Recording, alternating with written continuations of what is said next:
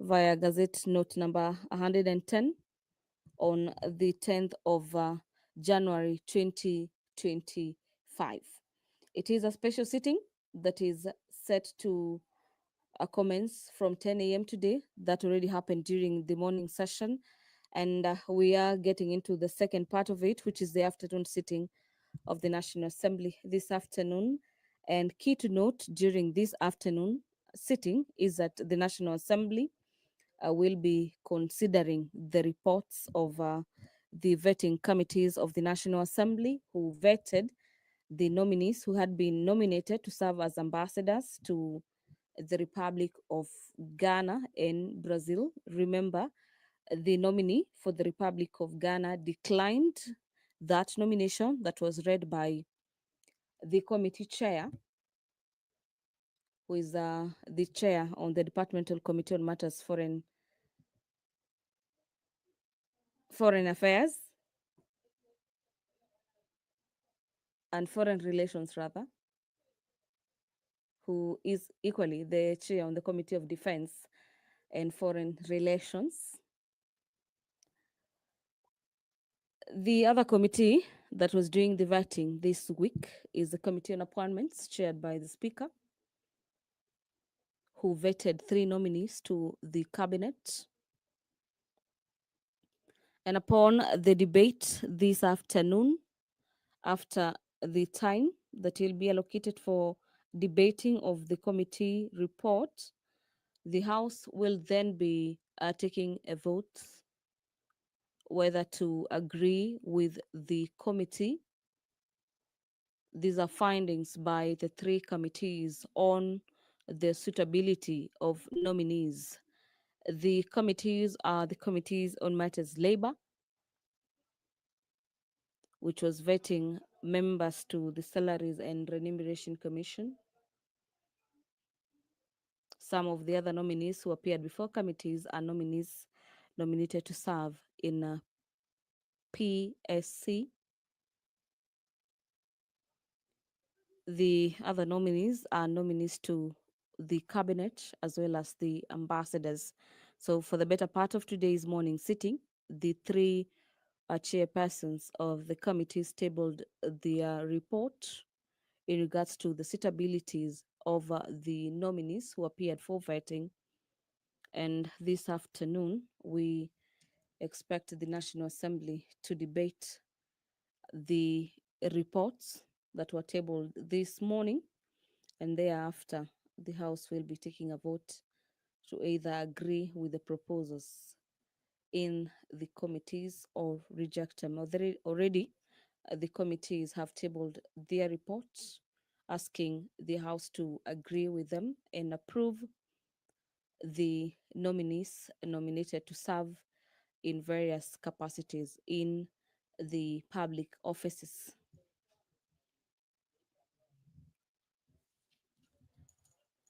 Just to take you through some of the nominations, key among them is the nomination of 3 nominees that have been nominated to serve in the cabinet. Among them is Honorable Mutahi Kagwe, who has been nominated to serve in the agriculture docket. Honorable Lee Kinyanjui, who served as the governor for Nakuru County and has been nominated to serve in the Ministry of Trade and Industries as well as Investments. And finally, Honorable William Kabogo, who was the governor for Kiambu County and has been nominated to serve in the Ministry of ICT and Digital Economy. During the morning session, we had members of parliament urging the new nominees who were approved in the morning sitting to join the Salaries and Remuneration Commission to ensure that there's proper regularization of salaries, and the fight between SRC and members of parliament is dealt with or does not occur moving forward. We had members highlighting the duties of the members of parliament and the reason as to why there should not be some sort of push and pull between the commission and a parliament.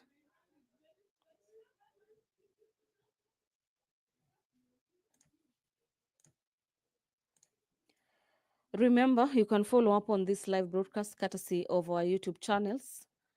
That is Parliament of Kenya on YouTube, the National Assembly, as well as on KBC Channel 1. And you can follow up on this live broadcast courtesy of the Statemet channel, that is Bunge TV, where the National Assembly has taken a small break from its long recess to come for this special sitting of the House to consider a number of issues, among them the consideration of the nominees who had been nominated by the president to serve in various public offices, among them the ambassadorial dockets, the UN, as well as the cabinet. We'll be having members of parliament delve into the recommendations by the committees and the findings of the vetting process to either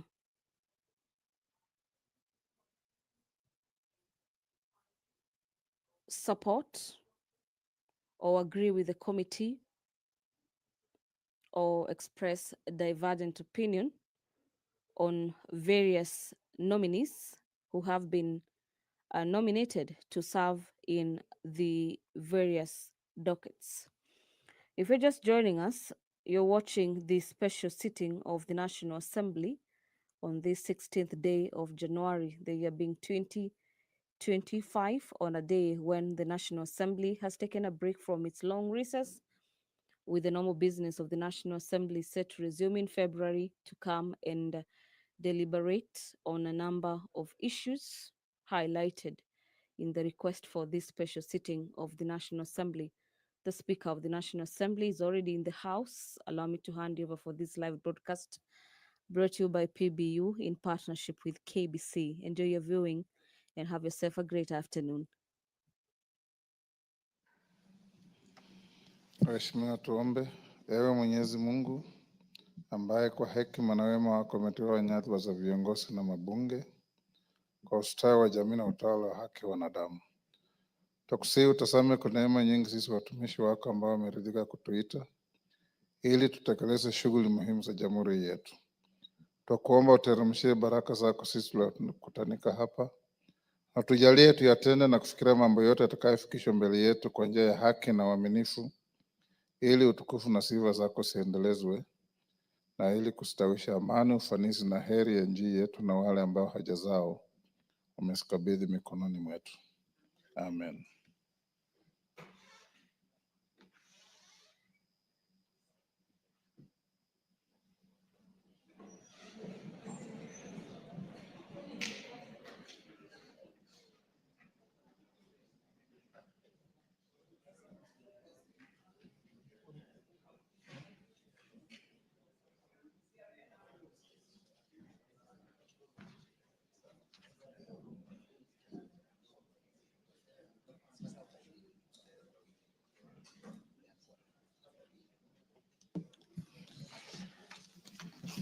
Honorable members, we have quorum to transact business. Clerk.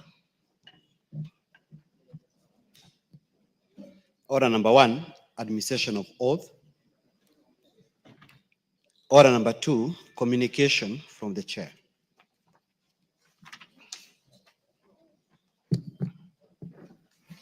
Members at the bar, take the nearest seat.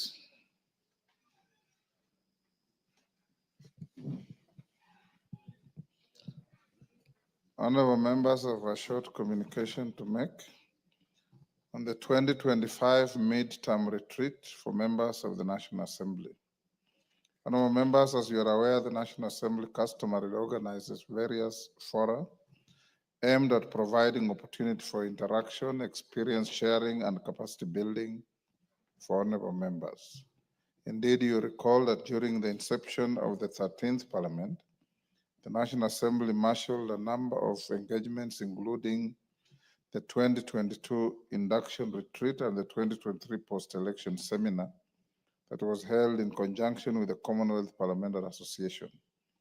Our members, it's against this backdrop and in keeping with the established practice that I wish to inform you that the National Assembly has planned a 3-day retreat for all members between the 27th and 31st January 2025 in Naivasha, Nakuru County.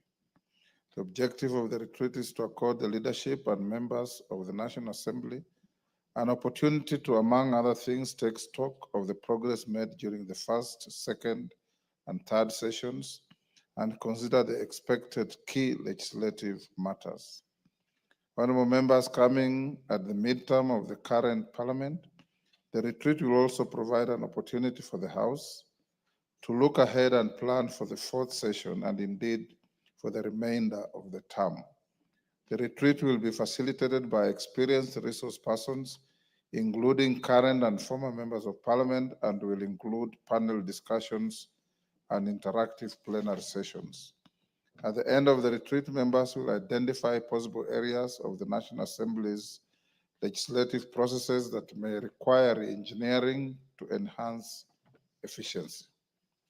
Honorable members, in this regard, I invite all of you to this very important event and implore all of you to make time to attend. I am aware the clerk has commenced logistical preparations for the activity, details of which will be communicated to you in due course. Thank you.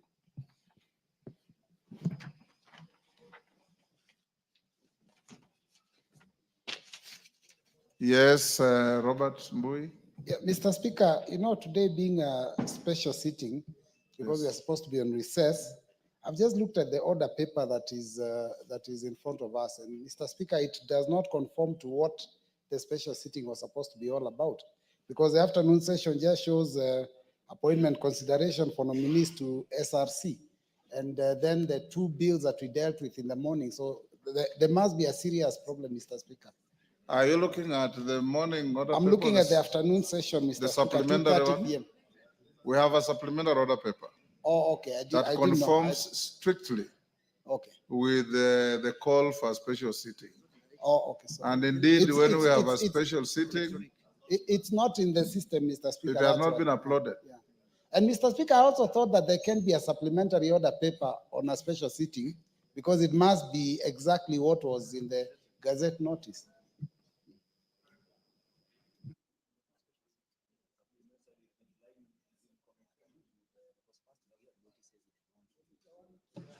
It is absolutely in conformity, Honorable Robert Mbui, for the simple reason that you, as a member of the Appointments Committee, in the morning, the order paper had the laying of your report, right? And in the afternoon, the supplementary order paper has been prepared now to put a motion on that report. It is not going out of anything that we gazetted or was communicated to you. You remember yesterday we discouraged one of your colleagues from raising questions today about some health issues because it was not part of what we gazetted. I hope it's clear, Robert. You are a fast learner.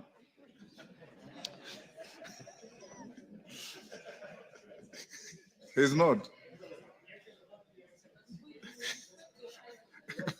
Go on, next. Order number 3, messages.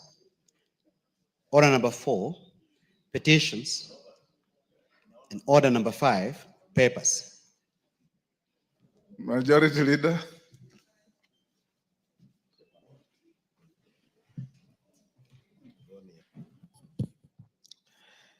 Honorable Speaker, I beg to lay the following papers on the table of the House today, Thursday, January 16, 2025, afternoon sitting.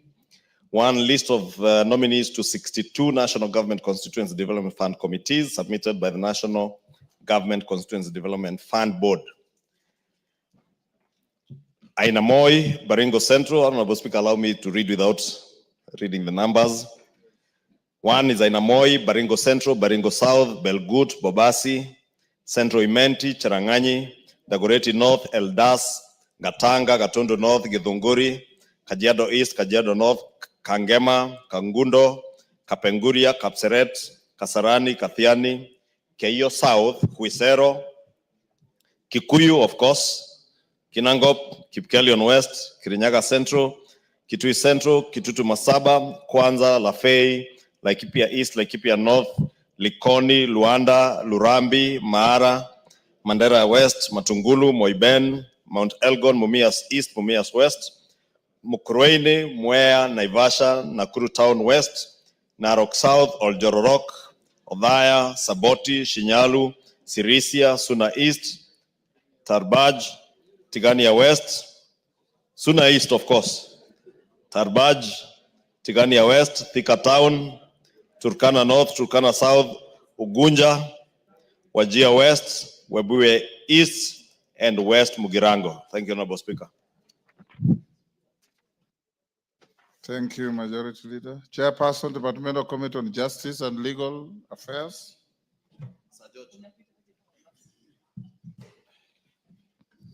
Thank you, Mr. Speaker. Honorable Speaker, I beg to lay the following paper on the table of the House today, Thursday, 16th January 2025. A joint report of the National Assembly Departmental Committee on Justice and Legal Affairs and the Senate Standing Committee on Justice, Legal Affairs and Human Rights on consideration of the National Dialogue Committee, NADCO, and the report of the Multi-Sectoral Working Group on the realization of the 2/3 gender rule. Thank you, Honorable Speaker. Thank you. Next order. Order number 6, notices of motion. Order number 7, questions and statements. Order number 8, motion, report of the Committee of the Whole House on the Startup Bill, Senate Bill number 4 of 2022, question to be put. Orders.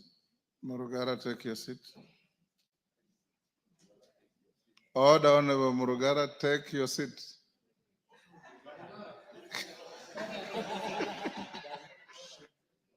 And the member talking to the Majority Leader, go ahead and take your seat.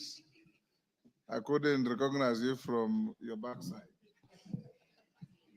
Honorable members, I now put the question at order number 8, which is that this House do agree with the report of the Committee of the Whole House on its consideration of the Startup Bill, Senate Bill number 14 of 2022, subject to recommittal of clause 9. As members of that opinion say aye. Will those of the contrary opinion say nay? The ayes have it. Next order. Order number 9, motion, report of the Committee of the Whole House on the Persons with Disabilities Bill, Senate Bill number 7 of 2023, question to be put and third reading.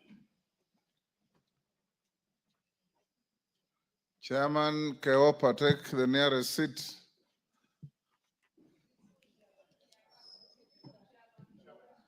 She told me she prefers to be called chairman.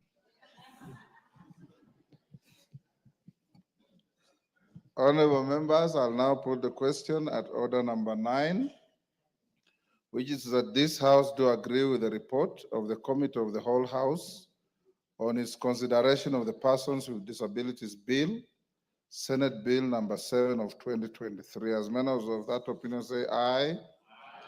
Will those of the contrary opinion say nay? The ayes have it. Mover, Deputy Speaker, Leader of Majority. Leader of Majority. Honorable Speaker, I beg to move that the Persons with Disabilities Bill, Senate Bill number 7 of 2023, be now read a third time. I also request Honorable Zamzam, the member for Mombasa County, to second.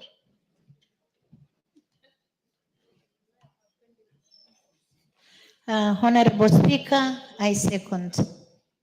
Thank you. Dr. Nyikal, take the nearest seat.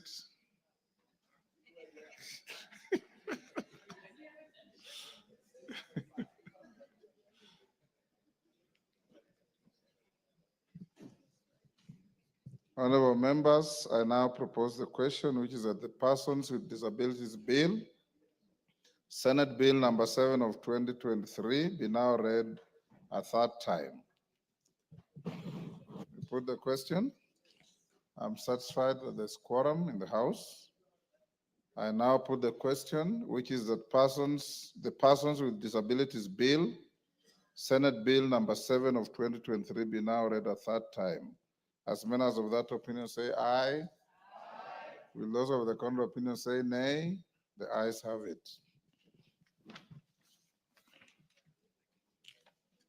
Next order. A bill for an act of Sorry, parliament yes. to give effect to Article 54 of the Constitution, to restructure the National Council for Persons with Disabilities, and to provide for its functions and powers, to provide for the institutional framework for protecting, promoting, and monitoring the rights of persons with disabilities, and to provide for incentives and reliefs and for connected purposes. Thank you. Next. Order number 10, special motion, consideration of nominees for appointment to various diplomatic offices. Chairperson, Departmental Committee on Defense, Intelligence, and Foreign Relations. Thank you, Honorable Speaker. Honorable Speaker, I beg to move that taking into considerations the finding of the Departmental Committee on Defense, Intelligence, and Foreign Relations in report of the approval hearings of the 4 persons nominated for appointment to the offices of High Commissioner, Ambassador, Permanent Representative, and Consul General laid on the table of the House on Thursday, 16 January 2025, and pursuant to the provisions of Article 132(2) of the Constitution, Section 22 of the Foreign Service Act, Cap 185E, and Section 3 and 8 of the Public Appointments Parliamentary Approval Act, Cap 7, this House approves the appointment of Dr. Andrew Karanja as Ambassador Brasilia, Brazil, Honorable Babu Namwamba, EGH, as a permanent representative, United Nations Environmental Program, UNEP, and also United Nations Office at Nairobi, that is UNON, and Mr. Gabo Nu, CBS, as a Consul General, Port-au-Prince, Haiti. Honorable Speaker, I will not be going into a lot of the notes that I have with me here, but I just want to go directly to the nominees. And I'll start with that of Mr. Dr. Andrew Karanja. All the nominees, in terms of their suitability and the requirements that they needed to have met before this approval, Honorable Speaker, I want to mention that they all qualified. And in terms of Dr. Andrew Karanja, Dr. Andrew Karanja is seasoned, a scholar, an economist, actually an agricultural economist. And in ascertaining his suitability, the committee wanted to find, first of all, what he will do, because he has no diplomatic training. And he said that he's worked before with the World Bank, his experience in the World Bank, and particularly where, as a country, we are headed into the side of trying to market our country, particularly products like coffee, beyond Kenya. And Brazil hosts other 7 missions. He did indicate, Honorable Speaker, that he will use the experience and leverage on his expertise in the agricultural sector to make sure that we as a country are able to export our beef and still use the experience that he will gather from Brazil to expand our agricultural market, particularly that of beef, of which Brazil is very experienced in. We also asked him as a committee his short stint in the Ministry of Agriculture, And admittedly, he agreed that he had been very poor in terms of communication, but with very many experience, he had thought that he didn't need to speak much. All he needed to do was to work. But apparently that doesn't work here, and the communication, he implied that he was going to improve his communication skills, and admitted that that was probably what exited him in the Ministry of Agriculture. The second one is Honorable Babu Namwamba. Honorable Babu Namwamba is not new to this house. Honorable Babu Namwamba has worked in so many disciplines and spheres of our country. And the latest one was being a cabinet secretary in charge of sports, where he implored upon the committee that he had worked so hard in the Ministry of Sports, and the chant that everyone is, Kenya will be hosting, that everyone is speaking about, was largely his contribution, and even in the house here, a distinguished academician on what we submitted before the committee. And he has worked before as CAS in the Ministry of Foreign Affairs, and Babu Namwamba will not be new to diplomacy. In fact, he went ahead to tell the committee that he will try to profile the United Nations UNEP office, which is and UNON, which are hosted in Nairobi. But somehow many people still do not appreciate the fact that we host one of the biggest United Nations units in Kenya, and that is going to have it take a bit more space for people to appreciate that we host such a huge UN body in the country. We assessed its suitability, and beyond doubt, and Babu Namwamba demonstrates very clear knowledge of diplomacy and international relations, and it was very easy to engage with him, having been colleagues before. And personally, I want to say that as a team, we were extremely impressed by the performance of Honorable Babu Namwamba during this particular interview. And finally, Honorable Speaker, is Mr. Nu Gabo. Mr. Nu Gabo is a career civil servant who has sharpened his teeth in the field of security, worked in different areas in our security infrastructure, particularly in Kenya Police, having rose from the ranks of a cadet officer all the way to the Deputy Inspector General of our Kenya Police. He is sharp and worked in missions, several missions, particularly in Sierra Leone and Liberia. Mr. Gabo demonstrated extreme knowledge, particularly in area that has been posted to, nominated for rather, and that is Port-au-Prince, Haiti. Many will recall, Honorable Speaker, that when I came before this House to request if we could send our officers, and particularly many times when I appear on our media spaces, most of what I vocalize is what I get from people like Mr. Gabo. He's very experienced in terms of peacekeeping. He truly understands his role as a security officer. And I remember a case in mind where one of the members asked him his role in the bombers of Kenya during the national tallying. If you remember, there was a bit of fracas there in National Tallying Center. And Mr. Gabo owned up to some of the mistakes that happened at that time, and it was not their making, because many of the people who actually created mayhem, like he says, were accredited to be in that station. And he's saying that such experience prepares them even better as a police force to work in the future. I'll go to the case of one Madam Nyambura, which I probably don't have in my notes, but you will remember that there was a decline by one of the nominees posted to Ghana. And this poses very serious questions, Honorable Speaker. And you remember my committee expressed its frustration, particularly where it seems that individuals who've been posted to stations are either not aware or disinterested, yet somehow their names find their space in the postings.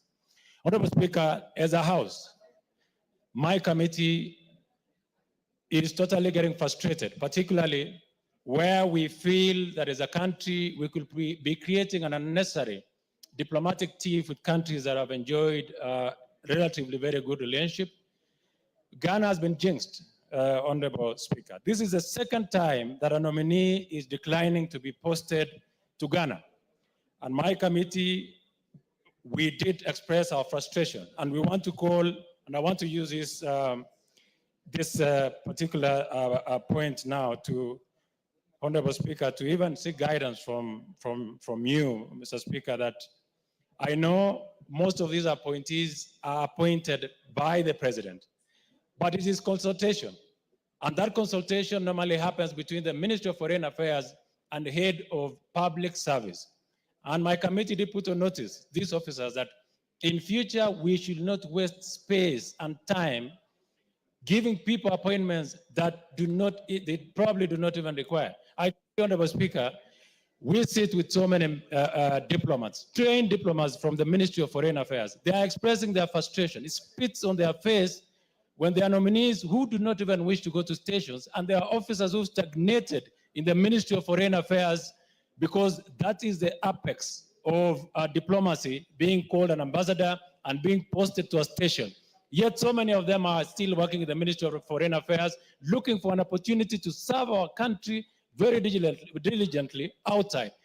Those opportunities are not given to them. And I want to implore upon the Ministry of Foreign Affairs and the head of public service that in future, they should not waste the committee's time. They need to be extremely diligent on individuals that are being posted on missions, because those are the eyes and the ears of the president, and such embarrassments in future where officers who have been posted are declining because they merely might not have been consulted should cease.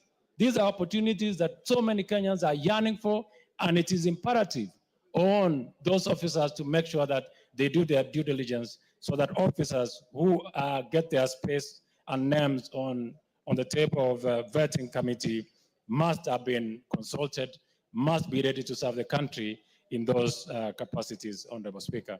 Honorable Speaker, I promise that I'll keep it short, so I will not bore the House with so many other stories.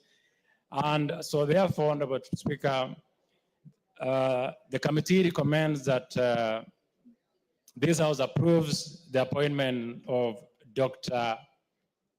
Andrew Karanja as Ambassador of Brasilia, Brazil, Honorable Babu Namwamba, EGH, as a Permanent Representative, United Nations Environment Program, UNEP, United Nations Office, UNON, and Mr. Gabo Noor as a CBS, as a Consul General, Port-au-Prince, Haiti.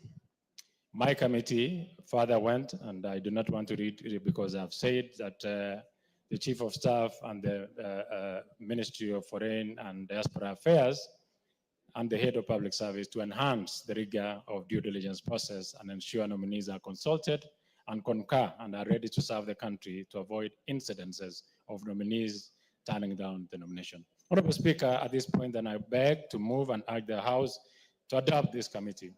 I therefore request Honorable Major Retired Sheikh Abdullahi Bashir, my chairperson, to second the motion. Thank you.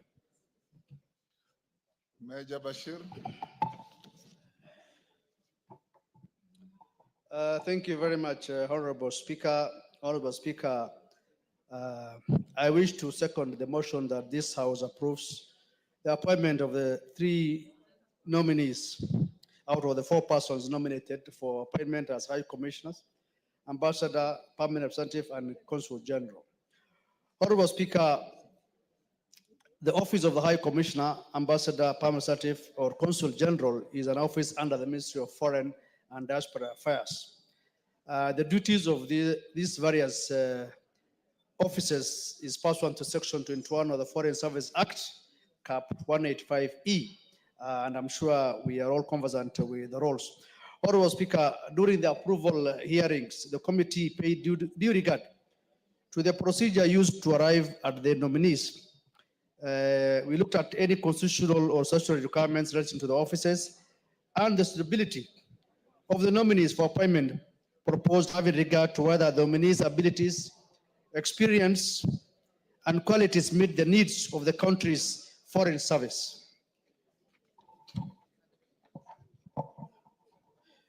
Honorable Speaker, upon the conclusion of the approval hearings, we scrutinized the personal, academic, and career background of the nominees, and we were fully convinced that the three nominees who presented their academic and professional credentials and made oral submissions during the approval hearings demonstrated their stability for appointment in accordance with the provisions of Section 6(7) of the Public Appointments Parliamentary Approvals Act, Cap 7F.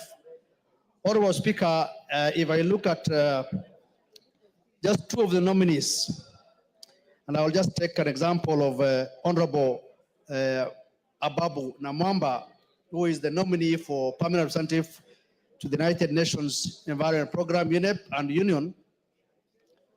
Honorable Speaker, Honorable Ababu Namwamba is well grounded on matters international law.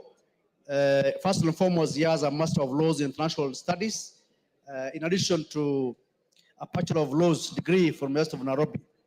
He also served as the Chief Administrative Secretary, CAS, in the Ministry of Foreign Affairs from 2018 to 2022, where he gained hands-on experience in international diplomacy and represented Kenya in key global forums, and therefore is able to serve well in this new role as the ambassador.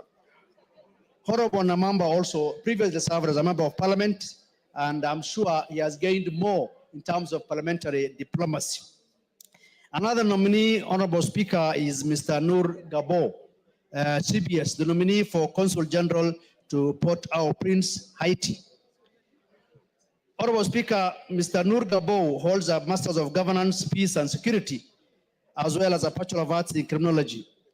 Honorable Speaker, Honorable Gabo, Mr. Noor Gabo, is being sent to Port-au-Prince, Haiti, and with experience spanning 36 years of service in the public sector, I am sure he will be able to contribute more effectively on the matters of peace and security. The mission in Haiti, as it is mainly a mission of peace and security diplomacy. Remember, we have our police force there. We are the lead mission on the ground, and therefore sending somebody like Noor Gabo to this mission to be the Consul General will add a good impetus and improve on the performance of our police force on the ground. Haiti is an example whereby there's been chaos.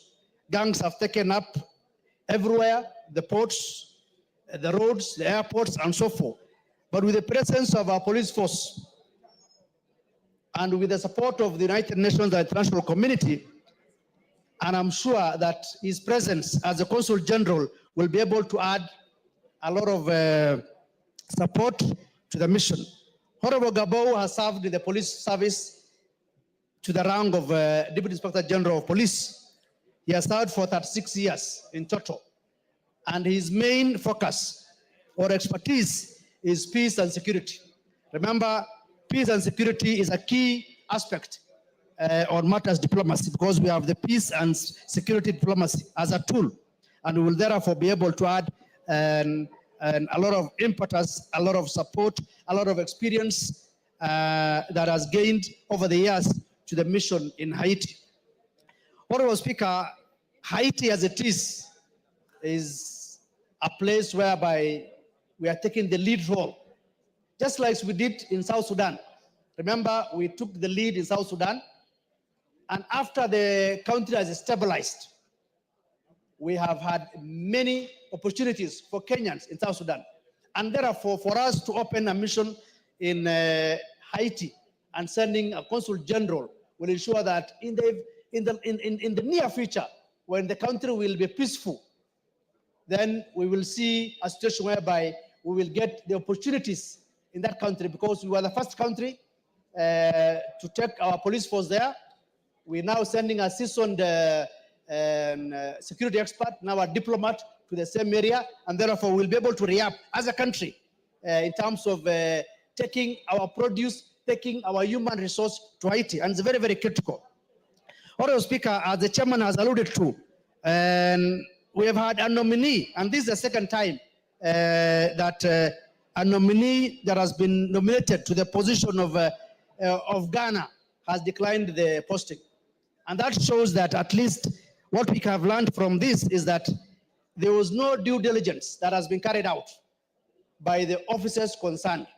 And now we call upon the respective officers that are concerned, especially the Office of the Head of Public Service, to ensure that he carries the due diligence to persons nominated to these positions.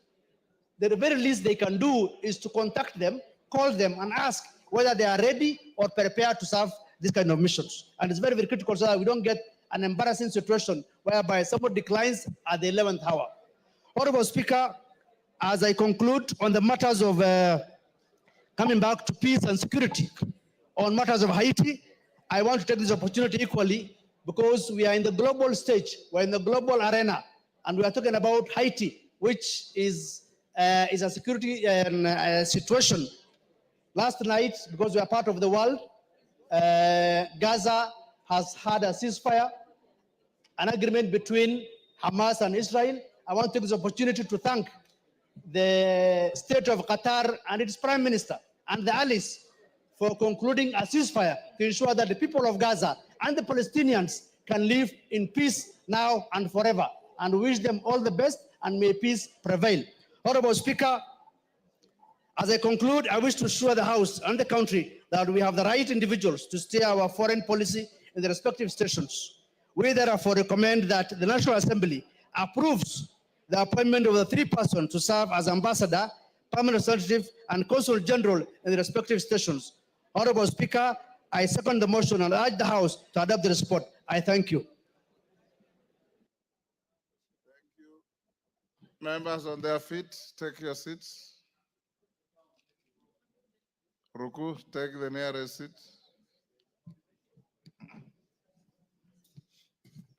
Honorable members, I now propose the question at order number 10, which is that taking into consideration the findings of the Departmental Committee on Defense, Intelligence and Foreign Relations in its report on the vetting of the nominees for appointments as ambassador, permanent representative, and consul general, laid on the table of the House on Thursday, 16th January 2025, and pursuant to the provisions of Article 132(2)(e) of the Constitution, Section 22 of the Foreign Services Act, Cap 185(e), and Section 3 and 8 of the Public Appointments Parliamentary Approval Act, Cap 7F, this House approves the appointment of the following persons as indicated.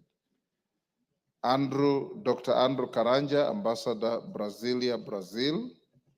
Honorable Babu Namwamba, EGH, Permanent Representative of Kenya to the United Nations Environment Program, UNEP, and United Nations Office at Nairobi, UNON, and Mr. Noor Yaro Gabo, CBS, as Consul General, Port-au-Prince, Haiti. Yes, Junet. Mr. Speaker, Mr. Speaker, this is a very important issue. And that's the reason why we have nowadays ambassadors getting approved through the House. Before, it never used to be there. It used to be the president appoints and they go to work. So we must have our views, because all of us are not members of the Foreign and Defense Relations Committee. We were waiting for the committee to present their report here so that we can give our views and opinions on it, Mr. Speaker. Having said that, Mr. Speaker, I stand to support this motion, but with a very heavy heart. Mr. Speaker, as a former foreign minister, and you know that area very well, and you're a diplomat, Mr. Speaker, the Foreign Service is not a dumping site. If you have served as a cabinet secretary and you have been dismissed due to incompetence, due to negligence, do it to in all kind of manner of occasions, and then you are appointed as an ambassador, Mr. Speaker. What is this knowledge that you could not use to run a ministry, that you are going to run a department, you are going to run a foreign embassy, Mr. Speaker? Mr. Speaker, once you have been dismissed summarily, the way some of these characters I'm seeing on this paper, on this motion have been dismissed, they should go and look for other things to do. You can do farming, you can do other engagements in the country. It's not compulsory for you to be given a job, Mr. Speaker. Mr. Speaker, let us emulate other developed democracies, where if somebody is relieved of his duty, he has other things to do. You need to have other professions. If you have a doctor, go and treat people. If you're a lawyer, go and do your other work. Yes, Honorable Jeanette, there is a point of order from member for Kinango. Yes, Kwenya. Thank you, Mr. Speaker. Thank you, Mr. Speaker. It is sad that the leader of minority is misleading this house. The cabinet secretary, the former cabinet secretary is speaking about or talking about was not actually fired because of incompetence, because the president did not state any reason. And it is unfair for the leader of minority to continue misleading this house, that indeed the person who he is purporting to have been fired was fired for incompetence. In fact, he stated in the interview that he would serve in any capacity. I do not have, actually, he has insinuated. His insinuation is enough for us to know who he is talking about. Two of these nominees, Kwenya, are former cabinet ministers. So which one are you defending? Mr. Speaker. Both number one and number two. Yes, both number one and two. Mr. Speaker, none was fired because of incompetence. And we took them through a rigorous process where we were vetting them, and they are equal to the task. And indeed, they said that they can be assigned any role by the president. Honorable Kwenya, to the extent that the appointing and firing authority gave no reasons, it is left to anybody's conjecture. So Jeanette is not out of order. But Honorable Jeanette, take your seat. Honorable members, today is a special sitting, and we have 3 motions to deal with. At order number 10, order number 11, order number 12. Before we go to 13 and 14, I want to propose to you to agree that orders number 10, 11, and 12 were assigned them an average of an hour each. If you want to truncate the time, so much the better. I will watch the trend of contributions.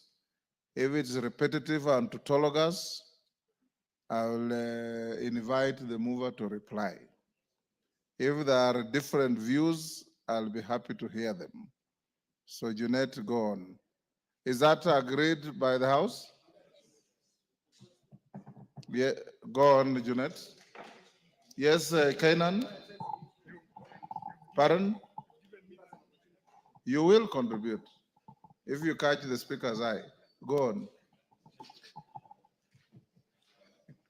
Mr. Speaker, I am happy that you protected me from the wrath of Honorable Kwenya, because maybe one of the nominees is from his village who has been dismissed, Mr. Speaker, and now who's seeking a job through ambassadorial appointment.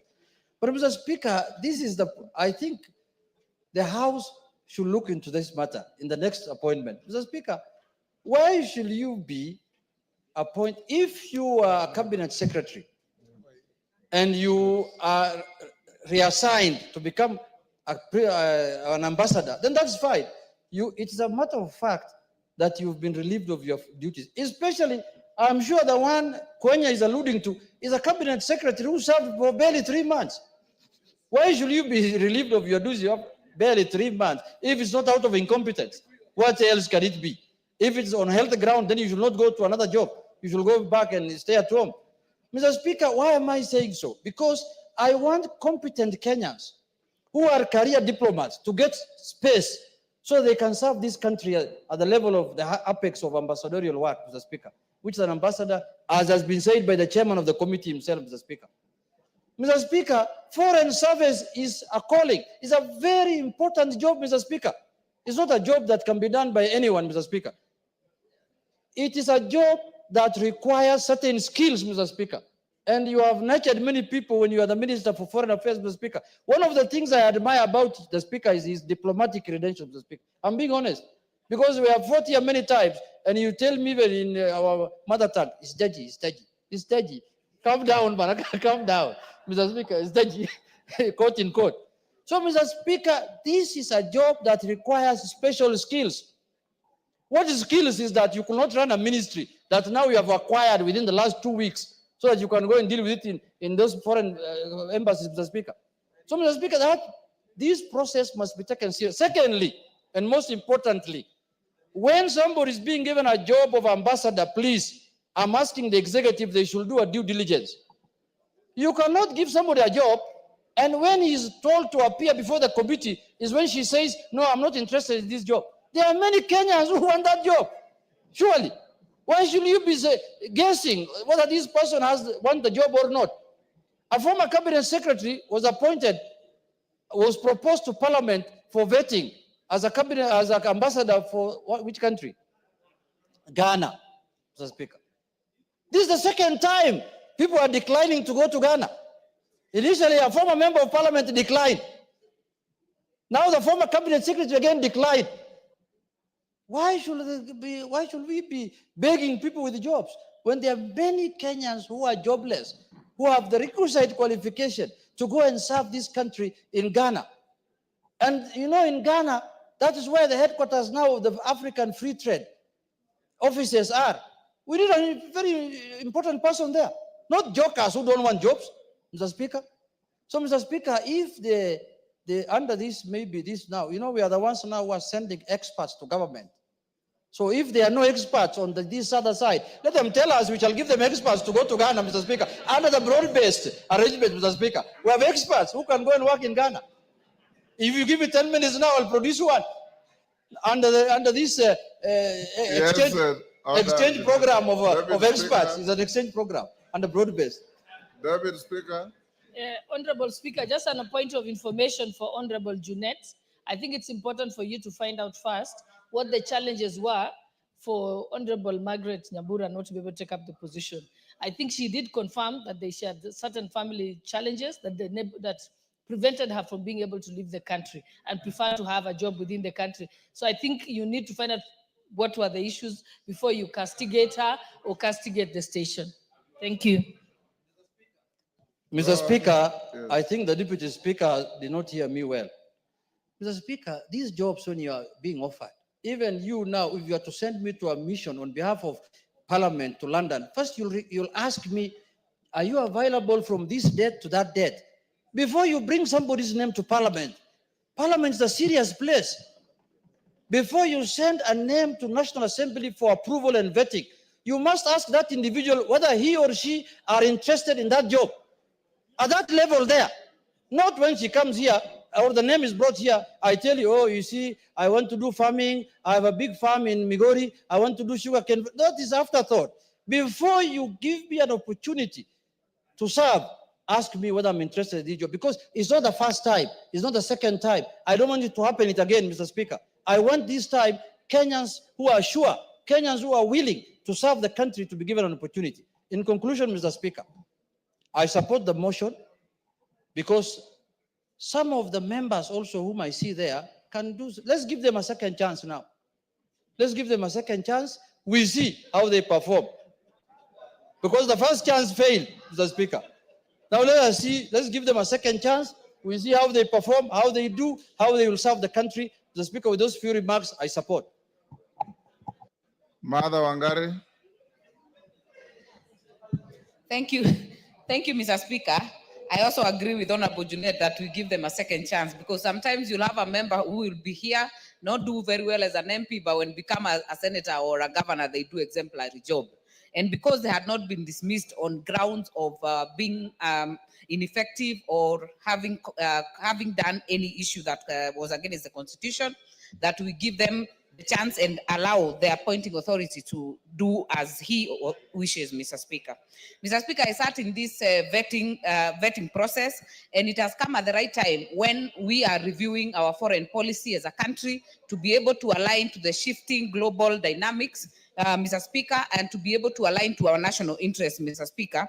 And that is why these appointments are very, very crucial. Mr. Speaker, the issue of Dr. Karanja, a very, very well published and renowned academic, Mr. Speaker, has a very wide experience, Mr. Speaker, and it has also come at the right time when we are expecting to hold the Conference of Parties, or what you call COP30, in Belém, Brazil, this year in November, Mr. Speaker. So we are hoping that he will be able to help us also navigate as we send our team to be able to negotiate and make progress for our country.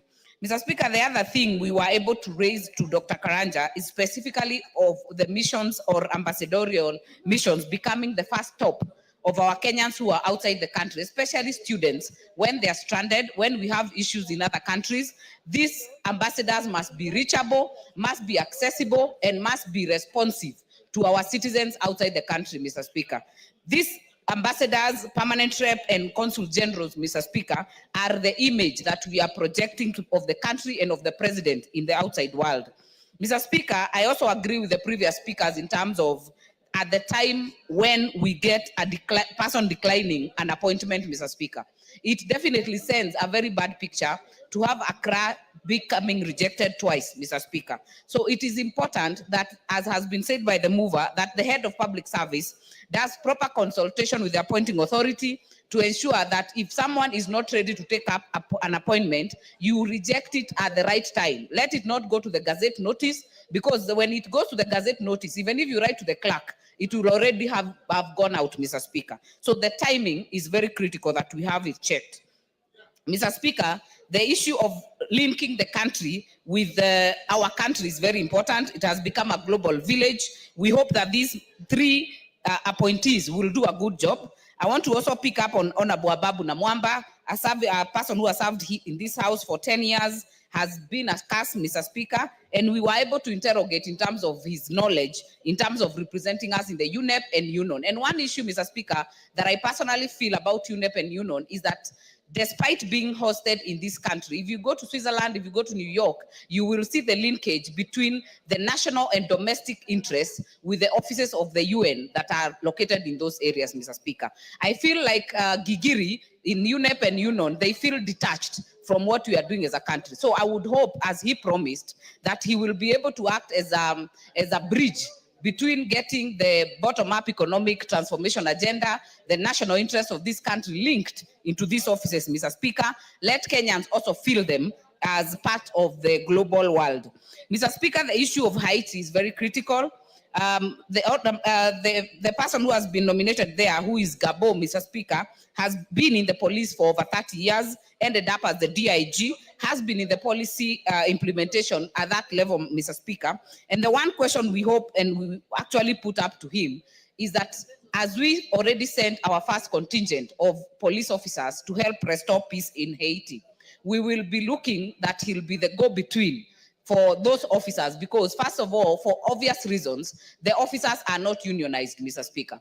It would be very unfair or unfortunate for our issues, especially of welfare of those officers, to go to the media. We see them on BBC, we see them in other areas, complaining that their welfare is not being taken care of, Mr. Speaker.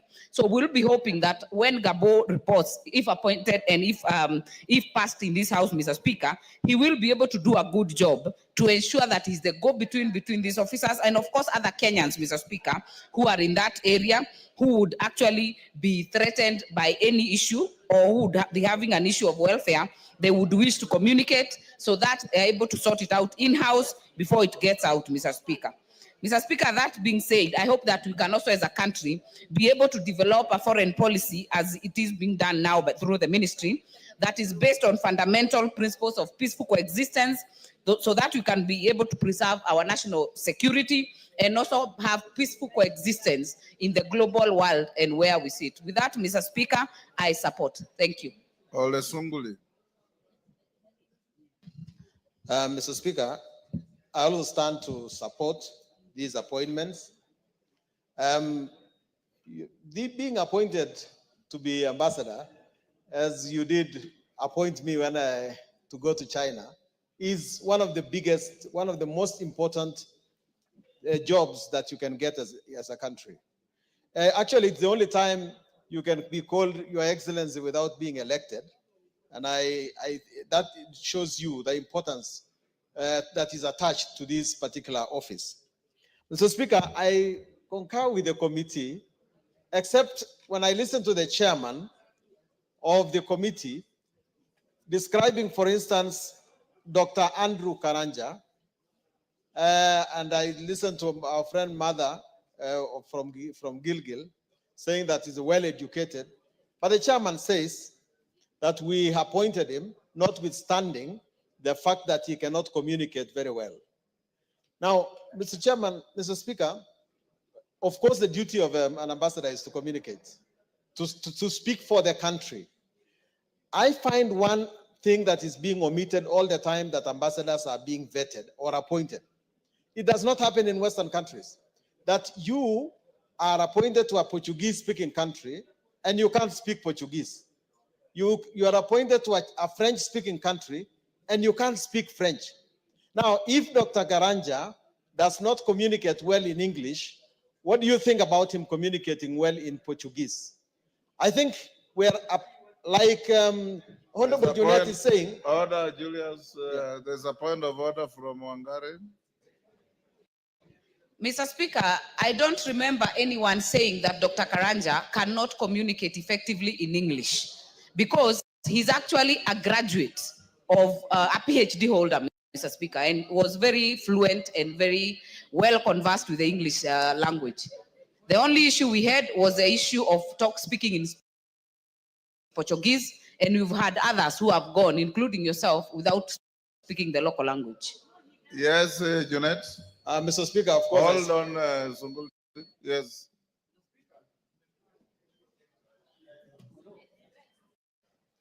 Mr. Speaker, I want to also say that having a PhD does not mean that you know English. You can be having a PhD and you don't know English, because you saw the other day in Eldoret, there was a university that gave honorary degrees of PhDs and people were in goals. How do you know those people speak English? How can you confirm that those members speak English? But it's not. Order. Order, members. Honorable Sunguli, I appointed you to China without you knowing any Chinese language. So, Mr. Speaker, that is why, with the benefit of the hindsight, I'm able to advise that it becomes a problem. But I took an immediate measure and learned Chinese. Yes. And Mr. Speaker, you can also attest that when you came to China, I was able to translate some Chinese to you. Yes, I'm just saying that in future, as we draft this policy, let us take that into consideration so that we can appoint people who are fit for purpose. And when I talk about lack of communication, I was referring to the speech of the chairman of the committee, that Dr. Karanja said that he's going to improve his communication skills once he gets back to Brazil. Mr. Chairman, Mr. Speaker, I also want to commend His Excellency the President for appointing Mr. Noor Gabo to be Consul General. Yes, Bashir, what's the point of order? Motion, sir. Honorable Speaker, I want to. Sunguli, do you want to be informed? You know, I want to. Yes, you can let him inform. Go ahead. Honorable Speaker, I just want to inform Honorable Sunguli and the House that the point where our chairman said that the nominee said he's going to improve on his communication skills was not particular on the speech, but it was, we asked him a question on why, when he was the Minister for Agriculture, that he kept quiet when so many things were happening, including the issue of vaccination. And he said there was a lapse and that in future he's going to improve on his communication skills to the public and the people he serves. Thank you. Yeah, that's why I said he was appointed in spite of that fact. But Mr. Speaker, I was at the point of saying that I wish to thank His Excellency the President for appointing Mr. Nur Gabo to be Consul General to the Port-au-Prince in Haiti. That, like Brazil, Brazil is the only place where we have our embassy in South America. And I hope that this position that Mr. Nur Gabo has been appointed to becomes a position where he's ambassador to the Caribbean, rather than just a consul general to Haiti. But it is a testament, Mr. Speaker, of the fact that the mission in Haiti is actually now getting some fruits. Contrary to what we had predicted here in this house, it seems like the brave sons of Kenya are at long last making a difference in Haiti. And I hope that Mr. Gabo will, if his presence in Haiti, in presence in the Port-au-Prince, will in fact now enhance our responsibilities in that place. And it is very important that we eventually take this office away from Haiti to in fact Kingston itself, so that the rest of the Caribbean can come under the loop of Kenya, because we need the Caribbean countries when it comes to our diplomacy. We have our foot in Brazil, in South America. We need to extend that to Santiago in Chile. We have a foot now in Port-au-Prince. We need to extend that again to the rest of the Caribbean. And I want to say, Mr. Speaker, that the ambassadors in our abroad ought to be looked after very well. I don't know the position currently, but when I last visited one country, it looked like the salaries were delaying, some of the allowances were delayed, and it is very embarrassing if the embassy abroad does not get its payments due on time. Mr. Speaker, I support. Thank you, Mutunga. Thank you very much, Honorable Speaker, for the opportunity to contribute to the adoption of the committee report on the appointments. Honorable Speaker, I have worked with and I know Dr. Karanja very well. Honorable Speaker, Dr. Karanja worked and retired from the World Bank. And the World Bank is not any mean hirer. The World Bank hires the best. So it's about the best brains that we have in this country.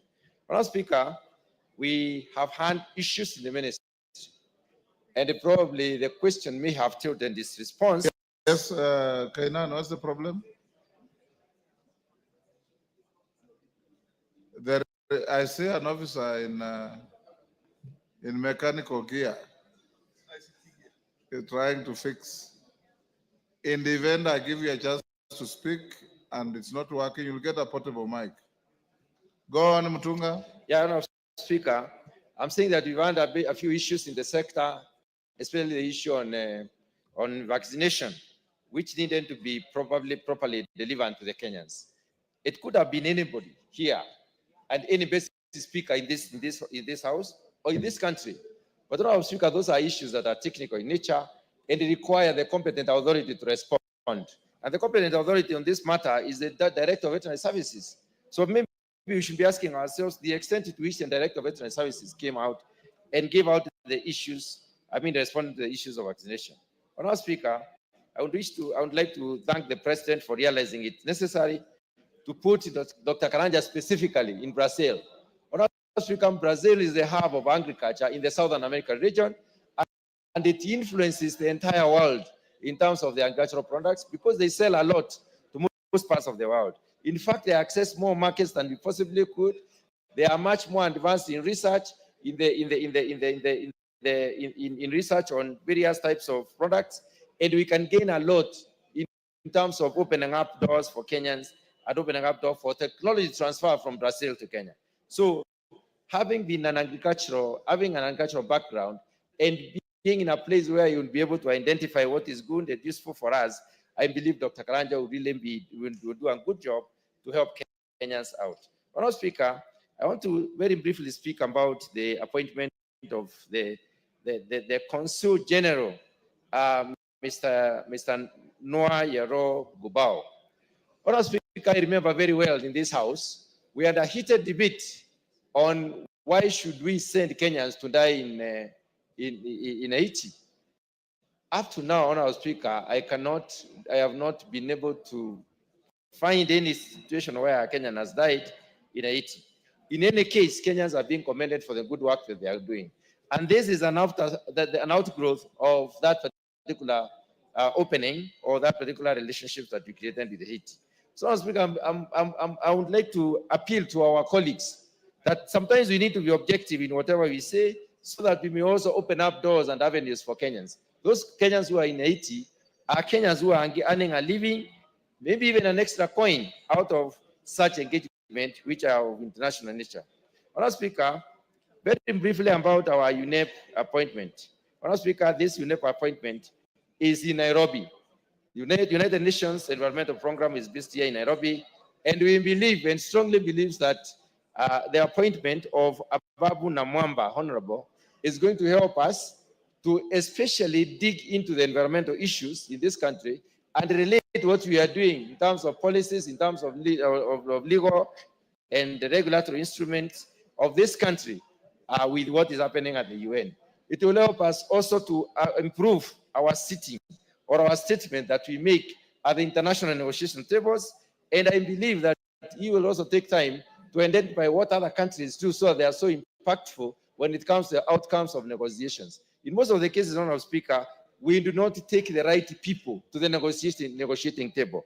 Sometimes we pick institutions, and these institutions may not have the correct personnel to go to the negotiations. And I would like to appeal to the Honorable Abab Namamba, once he takes this particular position, to look at the issue of negotiations and the determinations of what are our proposals to the various issues that are under the table when it comes to the United Nations Framework Conventions on climate change, especially, and when the Conference of Parties are meeting.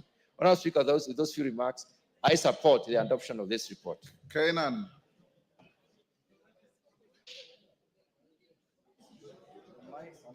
There's one behind you.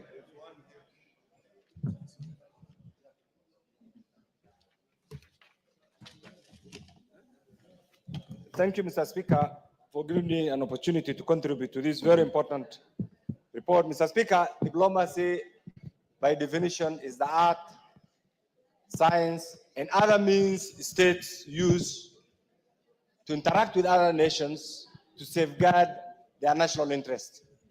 Mr. Speaker, that being the case, in the modern day diplomacy, Mr. Speaker, was born out of the Vienna Convention of 1961, which also provided the basis for diplomatic engagement as to promote, to project, and to protect the interests of that particular country. Mr. Speaker, I'm aware that it was during your time as the Minister for Foreign Affairs, and later on when Amina took over, that for the first time, we have adopted a written foreign policy, which provides 5 pillars as the basis for our diplomatic engagement.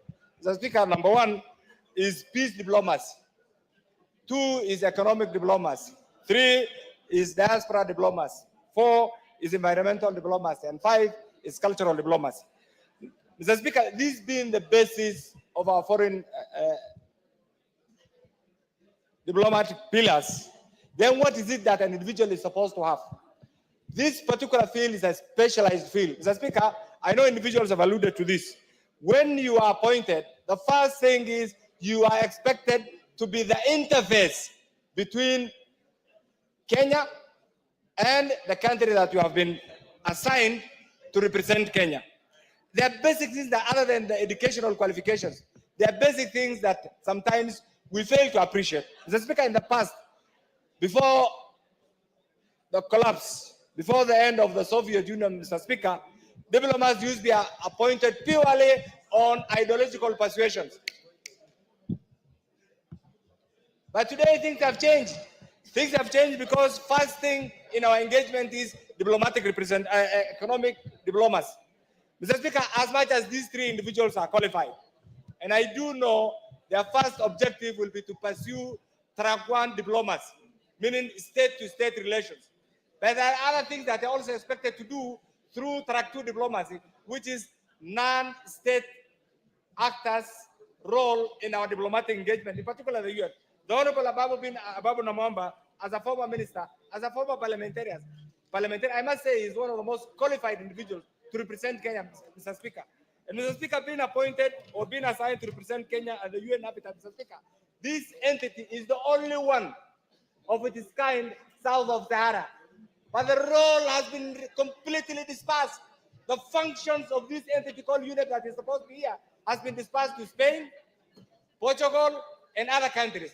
Mr. Speaker, recently, some few months ago, Kenya was given the status of being the only non-NATO allied member south of Sahara and the fourth in Africa, Mr. Speaker. This is not a mean achievement. Mr. Speaker, this comes with pride and prestige. And therefore, the individuals who are appointed to this position, first of all, must be educationally qualified, must be individually spirited and ready to represent Kenya in all aspects, in all their international assignments. And therefore, the question is, Mr. Speaker, and this is why I agree with the chairman of Defense and Foreign Relations, before individuals are assigned or nominated to these positions, there must be some engagement so that the presidential appointments are very lucrative and very appointment, so that individuals don't turn down these offers at the last minute. And therefore, in future, and I agree with the chairman, before some of these individuals are nominated or assigned, they must have some informal interaction. And this is what the chairman actually has alluded to, Mr. Speaker. And this is the right thing to do, Mr. Speaker. Mr. Speaker, I know you are a product of this. Mr. Speaker, this being the case, these appointments are coming at a time when the global village, when Kenya is being challenged economically, politically. There are so many issues that these diplomats have to be prepared. And I want to agree with what Honorable Sunkuli has said. Linguistic reference, preparedness is very important. When you are assigned, you are an intelligence officer, you are an economic representative, you are political. Therefore, knowing the language of that community where you are expected to serve is a very important thing. And therefore, I want to ask the chairman defense and the other member, in future, there must be some linguistic preparedness for some of these individuals. So that if you are posted to a Portuguese-speaking country, you must have the basics. If you are going to be posted to China, you must also have the basics. Otherwise, you will waste your first 2 years in getting ready, and that will be a waste. And by then, the times have changed. Your tour of duty has almost come to an end, and you will have done nothing. And I think that's a very important suggestion. Not that we are not happy with the appointing authority, but it's a way to assist so that the individual becomes productive as soon as you take that particular role. Mr. Speaker, this being the case, today the world is going through a serious crisis. The Middle East crisis, the Ukraine and the Russian crisis, Mr. Speaker, and the change of regime in the US, Mr. Speaker, this is the high time that Kenyans who are appointed to these positions must be individuals who can meet the test of time, individuals who are prepared, individuals who have the skills, individuals who have the interests of this country at heart, and individuals who are willing to go out of their way to promote this premier nation, Mr. Speaker. Mr. Speaker, in the past, you are aware, some of these postings used to be a dumping ground. You fail in all other things. And Mr. Speaker, I want to attest to one thing, that parliamentarians or politicians remain the best all-round ambassadors this country has ever had. And you are witness, you know it. Because the fact that you are a politician doesn't mean, and I want to disagree with those who say some of these individuals, like Ababu Namwamba and many others, who have been politicians, and I can tell you will remain the best ambassadors this country has ever had. So let's support our colleagues. To be a former politician is not a curse. To be a former minister is not a curse. But you must be prepared for the job. That's why consultation is also very important. And Mr. Speaker, I know you are also a seasoned product of this particular ministry. One of the things that we should be encouraging, Mr. Speaker, is because we have opened so many missions. Are these missions contributing to the economic well-being of the Republic of Kenya, or they have just expanded our political engagement? I, chairman and colleagues, as the former chair of this committee, is one of the things that you need to go around and find out what is their economic contribution of some of these missions that we have opened. If it is through political persuasion, I think you need to close them as soon as possible.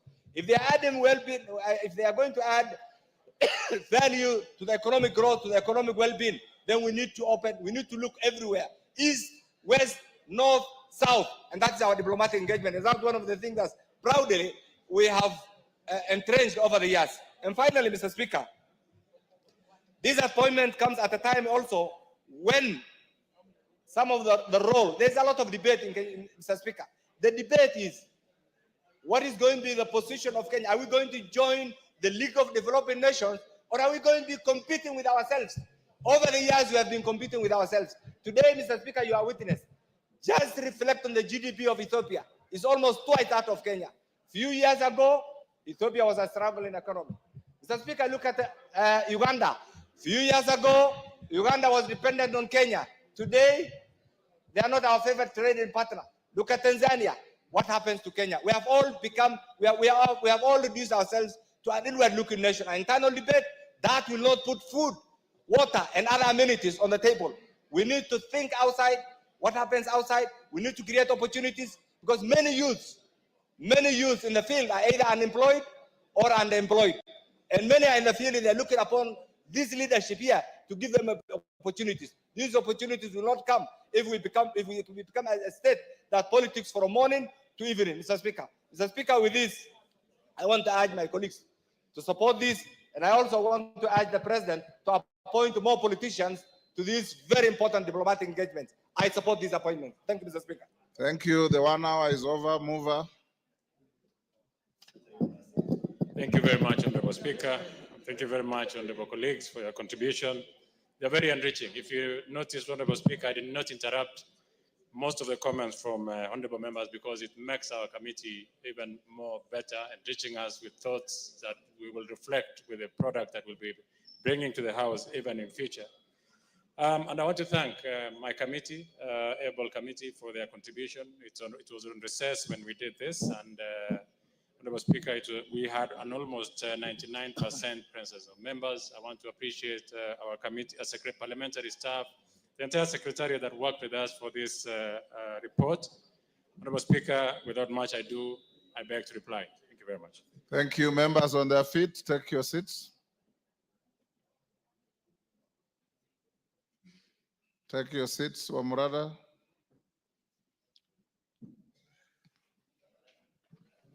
Honorable members, I now put the question at order number 10, which is that taking into consideration the findings of the Departmental Committee on Defense, Intelligence and Foreign Relations in its report on the vetting of the nominees for appointment as ambassador, permanent representative, and consul general, laid on the table of the House on Thursday, 16th January 2025, and pursuant to the provisions of Article 132(2)(e) of the Constitution, Section 22 of the Foreign Services Act, Cap 185(e), and Sections 3 and 8 of the Public Appointments Parliamentary Approval Act, Cap 7F, this House approves the appointment of the following persons as indicated: Dr. Andrew Karanja, Ambassador, Brasilia, Brazil; Honorable Abab Namwamba, EGH, Permanent Representative of Kenya to the United Nations Environmental Program, UNEP, United Nations Office at Nairobi, UNON; and Mr. Noor Yaro Gabo, CBS, as Consul General, Port-au-Prince, Haiti. As members of that opinion say aye. Do those of the contrary opinion say nay? The ayes have it. Next order.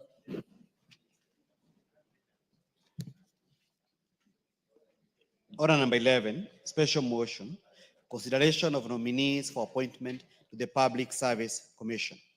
Karemba.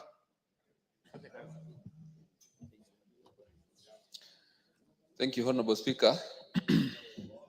I beg to move the following special motion, that taking into consideration of the findings of the Departmental Committee on Labor in its report on the approval hearings of nominees for appointment as Vice Chairperson and as members of the Public Service Commission, laid on the table of the House on Thursday, 16th January 2025, and pursuant to Article 233, subsection 2 and section 3, and section 3 and 8 of the Public Appointments Parliamentary Approval Act, Cap 7F, this House approves the appointment of A, Mrs. Mary Wanjera Kimonye, CBS, as the Vice Chairperson of the Public Service Commission. B, the following nominees as members of the Public Service Commission. 1, Mr. Harun Malim Hassan, PWD, EBS. 2, Ms. Monamaka Amani Mabruki, CBS. 3, Mr. Francis Major. 4, Dr. Irene Cherotich Asienga, OGW. 5, Mr. Mboya Molu, EBS. 6, Ms. Joan Andisi Machayo, OGW. And lastly, number 7, Dr. Francis Otieno Owino, CBS. So, Honorable Speaker, I wish to confirm to this House, and as I tabled the report earlier today, that the committee sat down earlier this week, that is on the 9th, and conducted the vetting exercise. And we made our observations on the suitability of the nominees. And I wish to confirm to this House that, Honorable Speaker, that the nominees are suitable for the positions, the Vice Chair of the Public Service Commission, and also the members. All the nominees are Kenyan citizens and do not hold dual citizenship. Then also, the nominees presented their academic credentials and professional certificates during the approval hearings, and I wish to confirm to the honorable members here that they are adequately well educated. The committee noted that. Then also, none of the nominees holds any office in any political party. Honorable Speaker, we were able to ascertain that there is none of the nominees holds a political party office or even contested for any position. Then also the nominees, none of the nominees had been dismissed from office under Article 75 of the Constitution.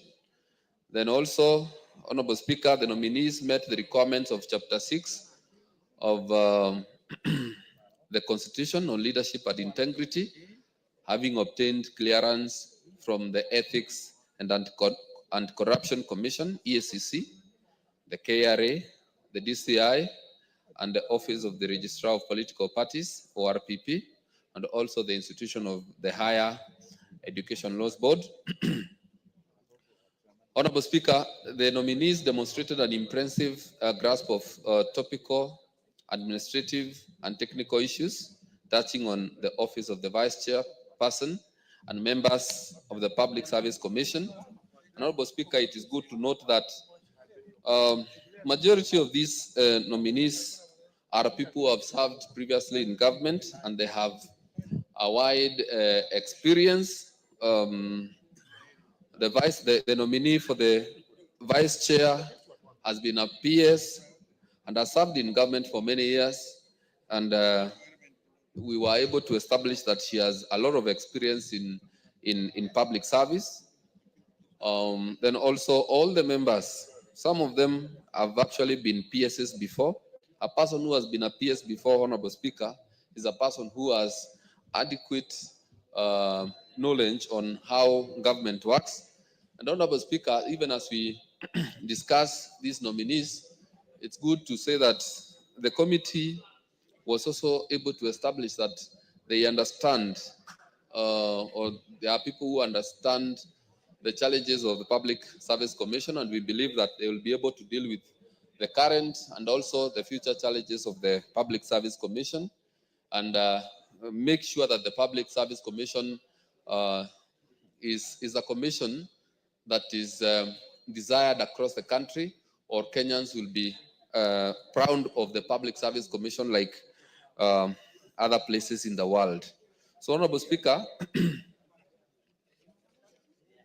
in the view of the above, on behalf of the Departmental Committee on Labor, I am happy to move this special motion on the consideration of the nominees for appointment as Vice Chairperson and members of the Public Service Commission.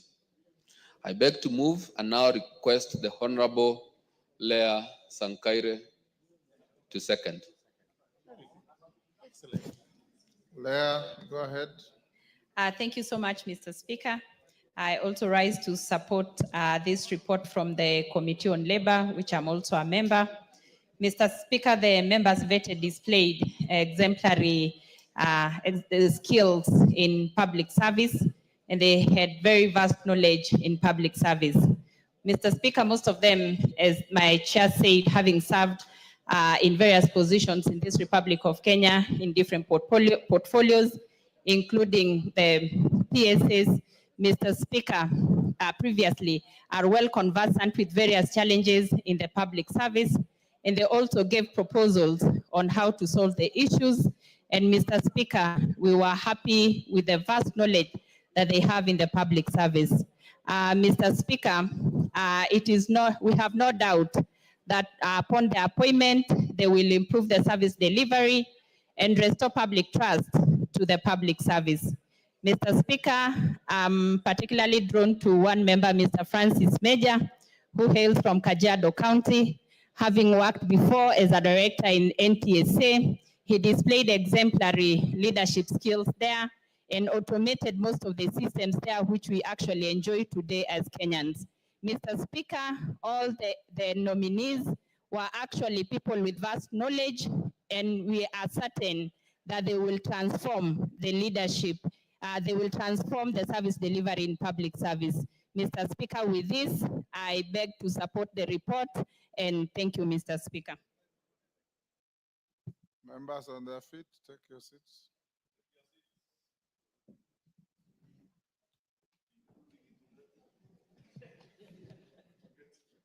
Honorable members, I now propose the question at order number 11, which is that taking into consideration the findings of the Departmental Committee on Labor and in its report on the vetting of nominees for appointment as Vice Chairperson and as members of the Public Service Commission, laid on the table of the House on Thursday, 16th January 2025, and pursuant to the provisions of Article 2332 of the Constitution and Section 3 and 8 of the Public Appointments Parliamentary Approval Act, Cap 7F, this House approves the appointment of the following persons to the Public Service Commission. Mrs. Mary Wanjira Kimonye, CBS Vice Chairperson, Mr. Harun Malim Hassan, Member, Ms. Mwanamaka Amani Mabruki, CBS Member, Mr. Francis Major, Member, Dr. Irene Cherotich Asiega, Member, Mr. Boya Molu, EBS Member, Ms. Joan Andisi Machayo, Member, and Dr. Francis Otieno Owino, CBS Member.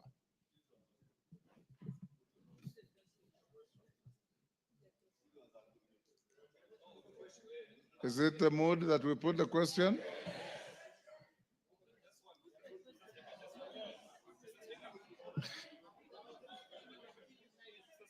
Yes. Yes, Yusuf, you don't want to agree with the rest of the members? Let me put the question on the proposal. Okay, go ahead. Thank you so much, Honorable Speaker, for giving me this opportunity. I stand to support the report of the committee.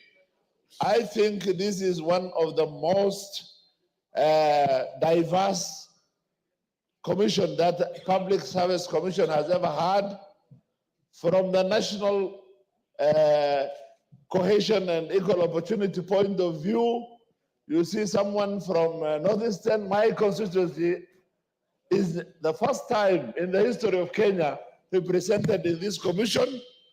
You see someone from Upper Eastern, you see from Rift Valley, you see from Nyanza, which means that this is a well mixed, and this is the commission that looks at the public service, employment and recruitment, and then we expect the outcomes will be quite different what used to be. Last year, my committee, National Cohesion and Equal Opportunity, we audited the Public Service Commission.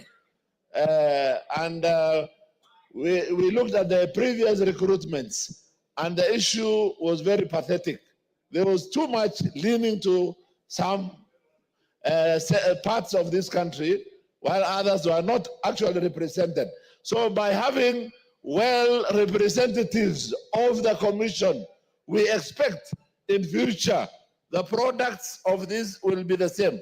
Marginalized people have been considered, minority communities have been considered, gender has been considered, and in particular, Harun Malim Hassan, who is a disabled, permanently disabled person, who hails from my constituency, and who from childhood has been Yes, very... order, Yusuf. Yes, a member for Bumula. Whereas have no personal issue with anybody on that list, is the member in order to say to mislead the House that the list reflects diversity when we have a chairman and vice chairman coming from the same region? Honorable Speaker, is the member in order to mislead Mushiri and Wanjiru, Kimonye, to be specific? Honorable Speaker. Thank you, Mr. Chairman. There is no chair on this list which we are discussing today. So I'm talking of those commissioners which have just been named here, the ones to be a commissioner soon. So no chair is here, and therefore I don't know who the chair is. And the ones I'm looking at are well representatives of this country. As I was saying, that I sincerely thank the appointing authorities for once having considered somebody from Mandera West as a commissioner You of are Public repeating Service Commission. yourself. Yeah? You've made your point. You are repeating yourself. Thank you, thank you. With these remarks, I support the committee's findings. Thank you so much. Zamzam. And you are not supporting the findings of the committee, you are supporting the motion before the House. Asante Mheshimiwa Spika, na mimi niweze kuunga mkono hawa walioteuliwa Mheshimiwa Spika. Kwanza nikiweza kumpongeza dada yetu mwanamwaka Amani Mabruk ambaye anatoka katika jimbo la Mombasa. Ni mwanamke ambaye ni msomi, mpole, mchapakazi ambaye ameweza kuhudumia public service miaka mingi na ni mtu ambaye tunamwamini. Mimi nataka kuambia wote walioteuliwa Mheshimiwa Spika kuwa waweze kuhudumia jamii bila kuwa na upendeleo Mheshimiwa Spika. Nikimwangalia huyu Harun Maalim amekuwa ni mtetezi sana wa watu wanaoishi na ulemavu, na nina imani nafasi hii ambayo amepewa Mheshimiwa Spika itamwezesha kuweza kuhudumia walemavu kwa njia ambayo ni sawa Mheshimiwa Spika.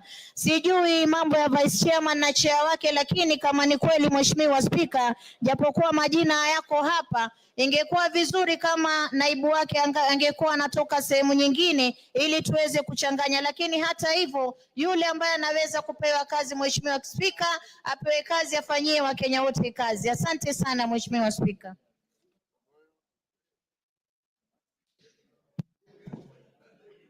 Thank you, Mr. Speaker. I want to be very brief and I rise to support the motion. And Mr. Speaker, the executive errors in many times by bringing bad appointees. In this case, regional diversity can be seen. I want to single out the Honorable Mr. Francis Major, who hails from Kajiado, former Registrar of Motor Vehicle, former CEO and MD for National Transport Safety Authority, a gentleman who has served very well. And I think for the Honorable Ichongwa and the Honorable Soro, now on this one, I think you can sing the song Kasongo. It now sails better in this one. With those many remarks, I wish to support the motion before the floor, and you can sing Kasongo Nebali Nangai. Yes. Honorable Speaker, I rise to seek clarity from the Honorable Gogoyo on the relevance of the song Kasongo in regard to the appointment and the motion that is before the House, Honorable Speaker. He's out of order, is being cheeky and irrelevant.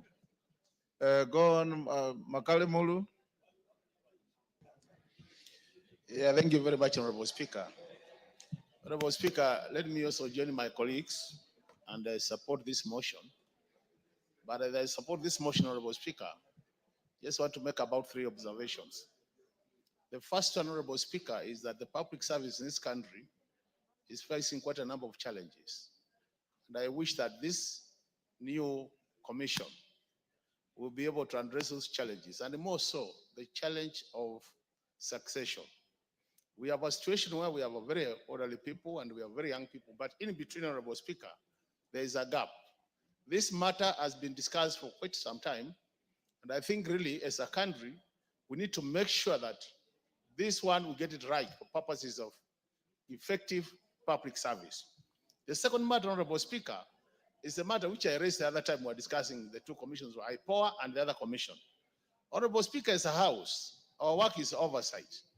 And I see some of our colleagues getting very excited when they see people coming from their regions being in the list. But I think as a house, Honorable Speaker, it is important that we look at the totality of these commissions. I don't know how that can be done, because I don't know whether at the point of the committee level, we ask ourselves, who else is in which committee or in which commission?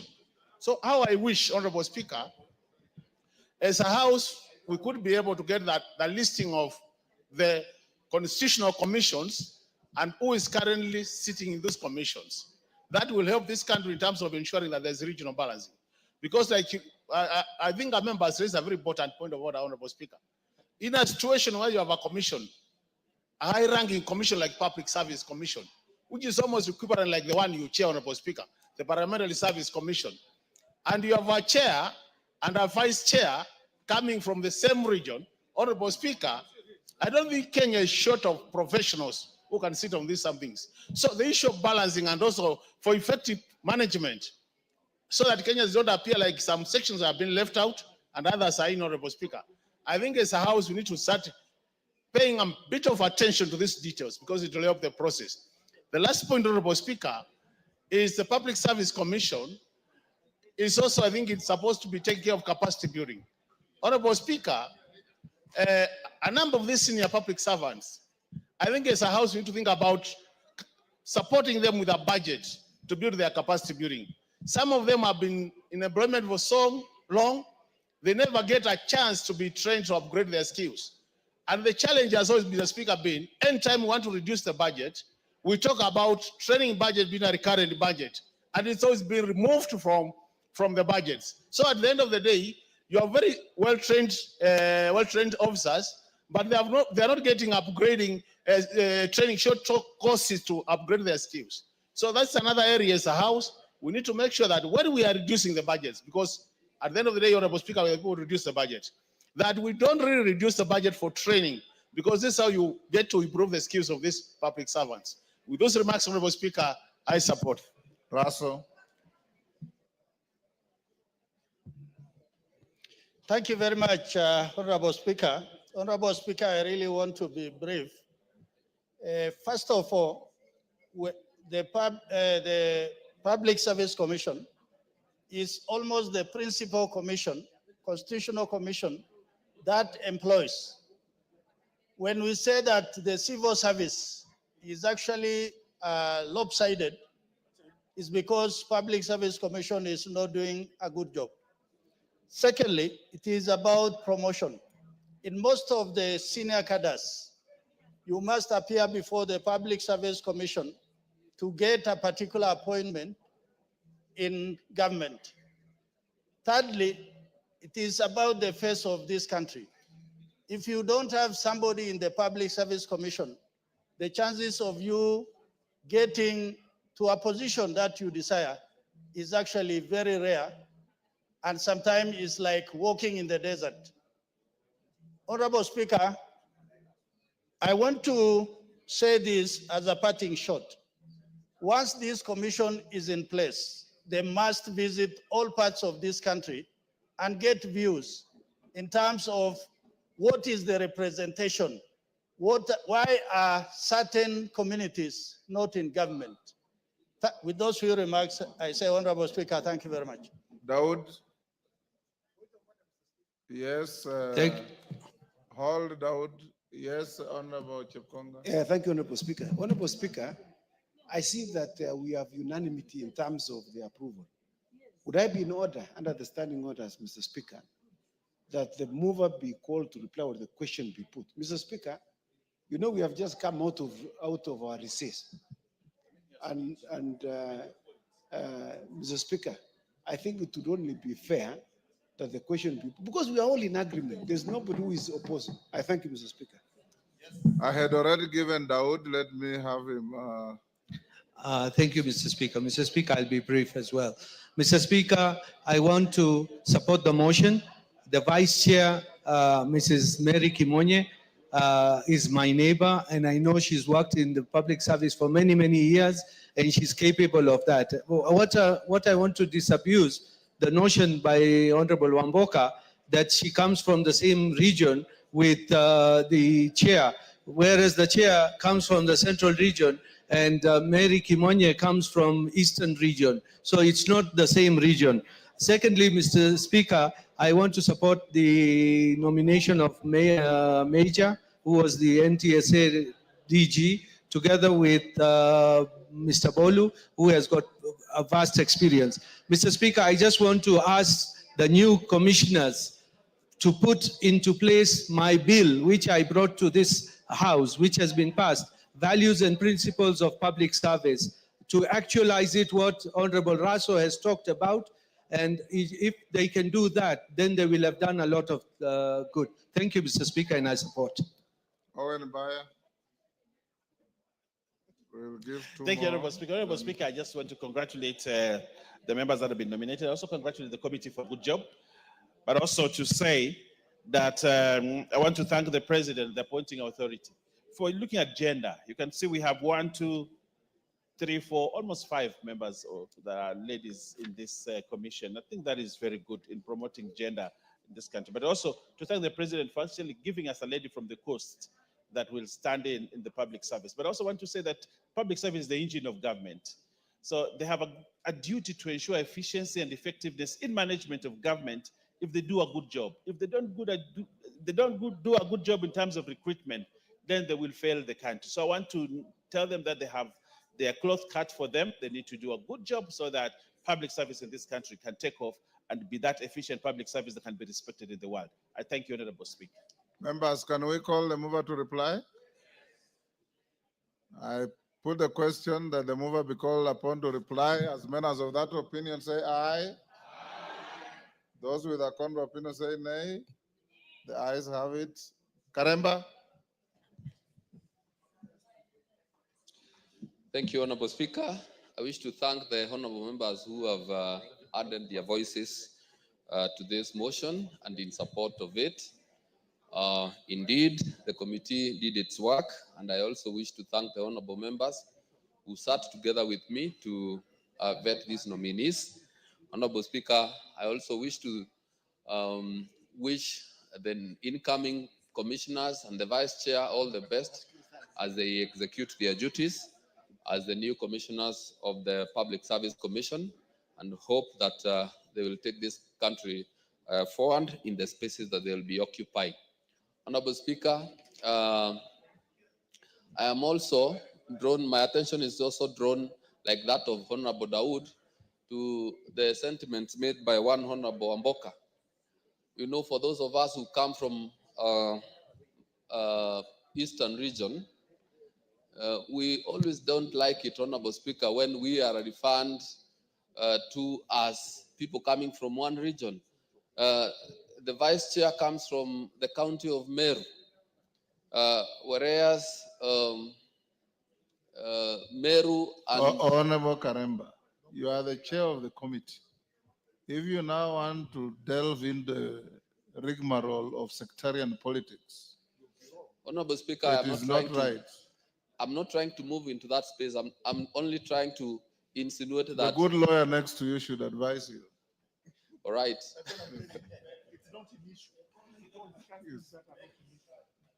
All right. So, Honorable Speaker, I wish to thank all the members who have added their voices to this motion, and I beg to reply, Honorable Speaker. That is better. Don't be tempted to draw yourself into sectarian politics.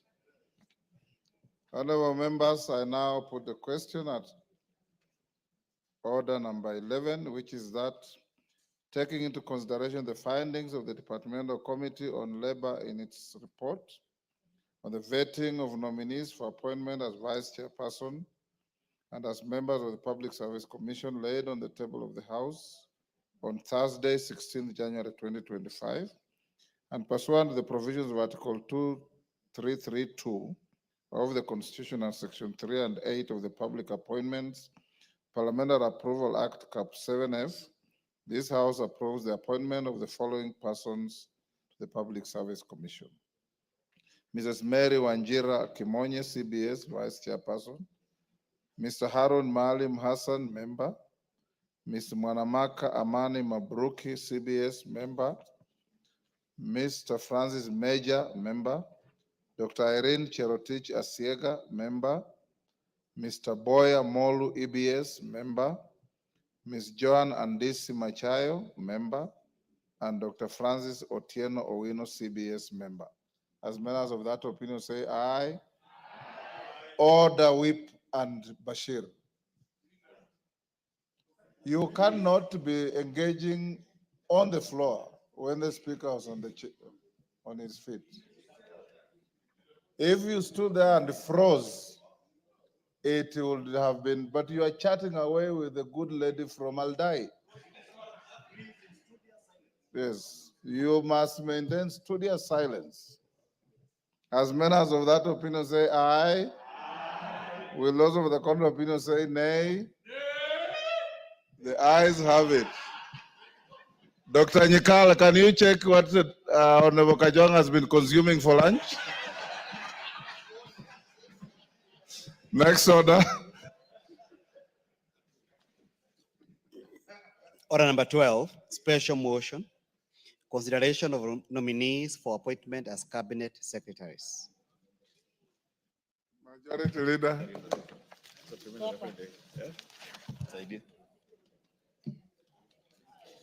Thank you, Honorable Speaker. Honorable Speaker, you know Dr. Nyikal is a very good medical doctor, and therefore you are very right. He could check what, if there is any problem with the Honorable TJ Kajwang, who we cannot afford to be in this house without. So Dr. Nyikal must ensure he's okay. Honorable Speaker, allow me to move that taking into consideration the findings of the Committee on Appointments in its fourth report on the vetting of the nominees for appointment as cabinet secretaries laid on the table of the House on Thursday, 16th January, 2025, and pursuant to the provisions of Articles 152(2) of the Constitution and Sections 3 and 8 of the Public Appointments Parliamentary Approval Act Cap 7F. This House approves the appointment of the following persons as cabinet secretaries. 1, the Honorable Mutahi Kagwe, EGH, as a minister or the cabinet secretary in the Ministry of Agriculture and Livestock Development. 2, the Honorable William Kabogo, as the cabinet secretary in charge of Information Communications and Digital Economy Ministry. And 3, the Honorable Lee Kinyanjui, as a cabinet secretary in the Ministry of Investments, Trade and Industry. Honorable Speaker, allow me to take this opportunity first to thank you as the chair of the Appointments Committee and all the 20 members of the Parliamentary Appointments Committee who took their time, Honorable Speaker, during the recess to come and vet these 3 cabinet nominees, even as I thank all the members of this House who have heeded to the call for a special sitting today to approve the motions that we've just approved, that of SRC, the Public Service Commission, the ambassadors who are being designated to serve our country in different destinations around the world. And lastly, this motion, Honorable Speaker, to approve these 3 cabinet secretaries to serve in those 3 ministries, Honorable Speaker. Honorable Speaker, having and Kenyans watched as we vetted these 3 cabinet nominees. And these nominees, Honorable Speaker, are not new in the public service. The Honorable Mutahi Kagwe has been a minister right from the Kibaki time when he served as minister for 2 years as minister for ICT, or what was then the Ministry of Communications and Information and Communication, Honorable Speaker. He then served as Minister for Health at a very challenging time during the COVID outbreak, Honorable Speaker.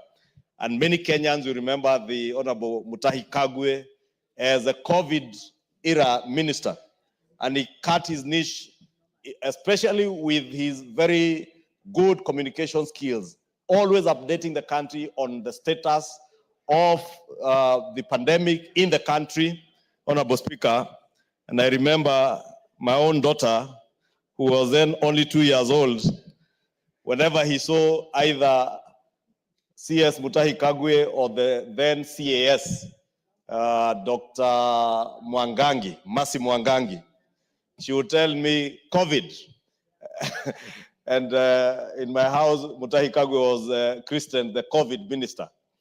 But he did a splendid job during that time, Honorable Speaker, and I'm glad that some of the issues that bedeviled his term, part of it being the COVID billionaire scandal, he was able to be confronted with those questions during the vetting process and adequately or sufficiently answered all the issues that pertained to that time, Honorable Speaker.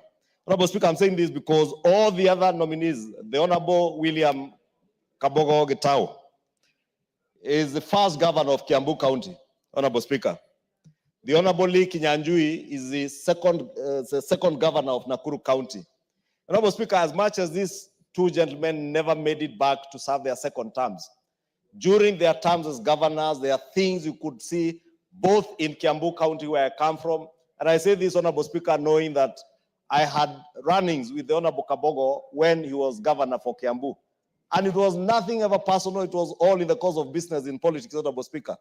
But I can say today, so far, of all the governors who have served the county of Kiambu in terms of performance, William Getao Kabogo ranks #1 in terms of performance.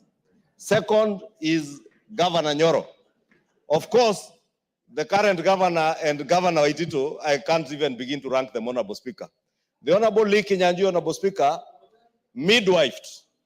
I don't know who that is. The Honorable Lee Kinyanjui, Lee Mayan Kinyanjui. Yes, Janet. What's your point of order? Mr. Speaker. Give him the mic.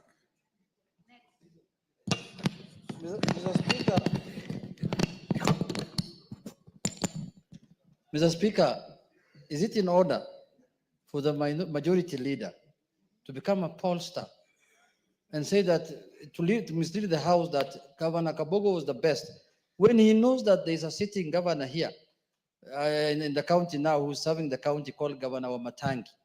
And when I asked him about him, he told me, I don't know that one. Mr. Speaker, when did that change? And has Mr. Wamatangi left being the governor of Kiambu, Mr. Speaker?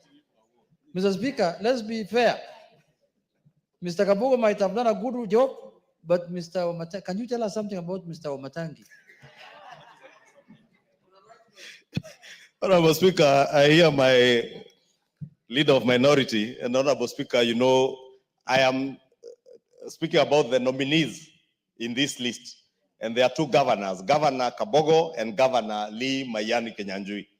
And therefore, I also said, having knowledge and being a constituent in Kiambu County, I am capable of ranking, not as a pollster, the performance in terms of output and actual performance on delivery of services to the people of Kiambu County. And Governor Getao Kabogo William ranks #1 so far. Governor Wamatangi has time, he's the current governor. He is now competing with Governor Waitito in terms of who will perform better. But so far, Governor Kabogo and Governor Nyoro have done exceptionally well. Honorable Speaker, and you can ask anybody from Kiambu County, they will vindicate me. I'll stand vindicated by the people of Kiambu. The people of Nakuru County also vindicate me when I say, Honorable Speaker, and Kenyans know that Governor Lee Kinyanjui midwifed the ascension of Nakuru County from a municipality into the city that Nakuru County is today. And these are not people, as I said, Honorable Speaker, and who are new to public service. They are seasoned politicians, seasoned public officers, and I want to pray and hope that when they take over their offices, whether it is Muturi Kagwe in the Ministry of Agriculture, whether it is Lee Kinyanjui in the Ministry of Trade and Industry, whether it is Getao Kabogo in the Ministry of ICT, Honorable Speaker, that they will serve all the people of this country with the dedication and commitment that we have seen them serve in the various other capacities that they have served the nation in. Honorable Speaker. Honorable Speaker, there are challenges both in ICT, Honorable Speaker, with the rollout of the fiber optic cable and ensuring what the Honorable Pukose said during the vetting process to ensure that the far-flung corners and districts of our country are also connected to the internet, Honorable Speaker. And Governor Kabogo, now CS nominee Kabogo, if approved by this House, has that challenge to ensure that every corner of this country, Honorable Speaker, has internet accessibility. Not just to ensure that people are getting government services through e-citizen, Honorable Speaker, but also to ensure that Kenyans who are telling that you can finger computer or put $1 can able to work online from any corner of this country. You do not need to be in an urban area to be able to access internet services, Honorable Speaker, but even those in Elwak, those in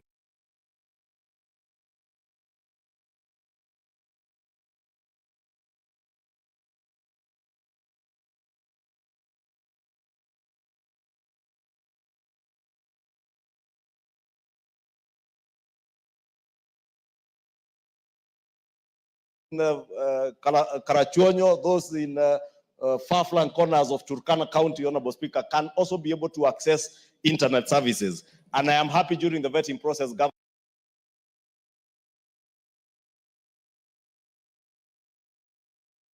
Kabogo was able to articulate that in those far-flung areas where they cannot be able to get accessibility through the fiber optic cable, he will explore new technology like the Starlink technology that is there to ensure that people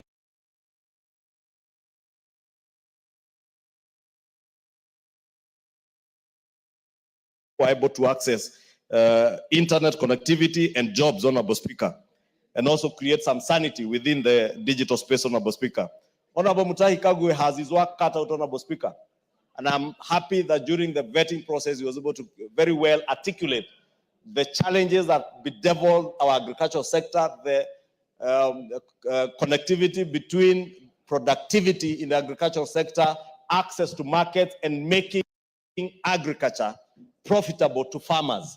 And Honorable Speaker, I am glad that he was able to articulate how he will work and be able to make agriculture profitable, ensure that our country is food secure, and ensure that our farmers access markets, not just for their tea, coffee, milk, pyrethrum, even potato farmers or sugarcane farmers, Honorable Speaker, that are able to access markets and access good prices for their produce, Honorable Speaker. I pray, as I challenge the Honorable Mutahi Kagwe during the vetting, that he will not be swallowed by the cartels that have swallowed even other bigger people, not just in that ministry, but even in bigger offices, Honorable Speaker. You know, there are people who are given the responsibility in this country to midwife the access to markets for our coffee farmers and our tea farmers. But they went and became cartels themselves, Honorable Speaker. We have had tales, Honorable Speaker, in this country, where somebody was demanding 3 shillings per kilogram of coffee being exported or being sold out of this country. I want to pray that the Honorable Mutahi Kagwe will serve with the diligence that he served in the ministries that he served before in this agriculture ministry, and with the integrity that we have seen him serve with before. The Honorable Lee Kenyanjui, my good friend from Nakuru County, as I said, did well in Nakuru County, but now he has his work cut out for him. Trade and industry, Honorable Speaker, and the State Department for Investments now fall on his shoulders. And he has rather broad shoulders, and I want to believe that those shoulders of Lee Kenyanjui will be able to carry this ministry to the next level where it ought to be. Honorable Speaker, it is shameful that 20 years ago, or even less than 20 years ago, our country was leading in terms of our percentage of manufacturing as a percentage of our GDP. Kenya in the region, not just in East Africa, but in East, Central, and almost Southern Africa, with the exception of Botswana and South Africa, Kenya had the highest percentage in terms of manufacturing contribution to our GDP. But today, Honorable Speaker, neighboring countries like Uganda, that were largely importing manufactured goods from Kenya, are ahead of us. If you look at the 2023 statistics, Honorable Speaker, Uganda's manufacturing industry has grown to contribute at least 15.65% to their GDP, whereas Kenya's is at a level of about 7.3%, almost actually half or less than half that of Uganda. When and how Uganda overtook us in manufacturing, Honorable Speaker, is a challenge that Lee Kinyanjui has to reverse that. There is no sector that can create more jobs than the manufacturing sector, Honorable Speaker. And I want to believe with the increased productivity in agriculture, with the good technology and technical skills amongst the youth in this country, Honorable Speaker, if we are able to leverage on that, Honorable Speaker, it is possible then to grow industries and manufacturing that will grow, increase our GDP, Honorable Speaker, and also increase our manufacturing sector's contribution to our GDP almost threefold to at least 20%, Honorable Speaker. We have stagnated about 7% for the last almost 10, 12 years, and time is nigh, Honorable Speaker, and I want to believe that the Honorable Lee Kinyanjui has what it takes, and I have confidence that these three cabinet secretaries, Honorable Speaker, have what it takes to move us to where we want to be as a nation, and in terms of implementing the bottom-up economic transformation agenda. Honorable Speaker, I know there are issues, and I want to note that there are memoranda that were filed before the Appointments Committee, which we all considered. The nominees were given this memoranda and they responded to them. And one of the salient issues in this memoranda was the question of two-thirds gender rule, Honorable Speaker. And as members know, and it's good to inform the country, that we look at the cabinet composition in its totality, not these three nominees. And therefore, Honorable Speaker, in terms of adherence to that two-thirds gender rule, we are doing well, and I want to believe, because there are still slots that are available in the cabinet, to ask the President, His Excellency President William Ruto, that is in his next appointments, to ensure that there are at least both genders, not just one gender, to ensure that we truly conform to the two-thirds gender rule. But as we are, Honorable Speaker, even without the full composition of cabinet, we have done well with at least 6 cabinet secretaries, including the Attorney General, as ladies, Honorable Speaker. Honorable Speaker, in terms of regional balance, it is true, Honorable Speaker, and there are issues that were raised that these 3 nominees, again, hail from one region. And it's true, Honorable Speaker, they all hail from one region. But again, we look at the totality of the composition of cabinet in totality, and you will see that it goes very well with our population numbers, the representation of our communities and various regions in cabinet is well represented, Honorable Speaker. And that also, Speaker, should shut those who, Honorable Speaker, have been intent on inciting the people of this region where these members come from. I know, Honorable Speaker, there are those who have said that Mount Kenya region was being represented in cabinet by people who are not known. But there are people and Kenyans who also deserve to serve in cabinet, Honorable Speaker. And some of those people, like Dr. Andrew Karanja, you remember when he was appointed, with a very good CV, and I'm glad the president has given him an opportunity to go and serve the country in Brazil, and all the other cabinet secretaries who had been appointed earlier, Honorable Speaker, and who are capable and can serve in other capacities. These 3 gentlemen, the Honorable Mutahi Kagwe, the Honorable William Kabogo, and the Honorable Lee Kinyanjui, are not coming in to serve the people of Mount Kenya. Agriculture is not in Mount Kenya. ICT is not in Mount Kenya alone. Neither is trade and industry or investments. These are dockets where they are coming to serve all the people of Kenya as cabinet secretaries. And I want to encourage them to serve the people of Kenya without any regard to the regions they come from, to serve people fairly and equally. Consider the people of Marsabit in agriculture, whether it is in their pastoralist activities, in the livestock department, the State Department is under that ministry.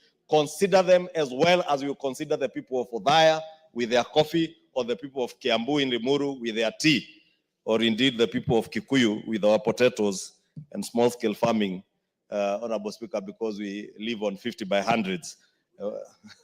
and of course, the people who are producing livestock. We are key stakeholders because we are also butchers in Dagoretti. And Honorable Speaker, I'm saying that so that all these cabinet secretaries come to serve us as Kenyans. And nobody should ever look at them on the basis of the regions where they come from. I know there are others who may have wanted and tempted even cabinet secretaries. And it is sad, Honorable Speaker, that today we even have cabinet secretaries who get tempted to playing to the public gallery, excite emotions on the basis of ethnicity and regions they come from, inciting communities against communities. And Honorable Speaker, it is sad. And I want to pray that these three gentlemen, because during the vetting process, they are able to show that they look at Kenya as one unitary state. They will serve the people of Kenya without regard to where anybody comes from or whatever language any Kenyan speaks, and serve them as Kenyans.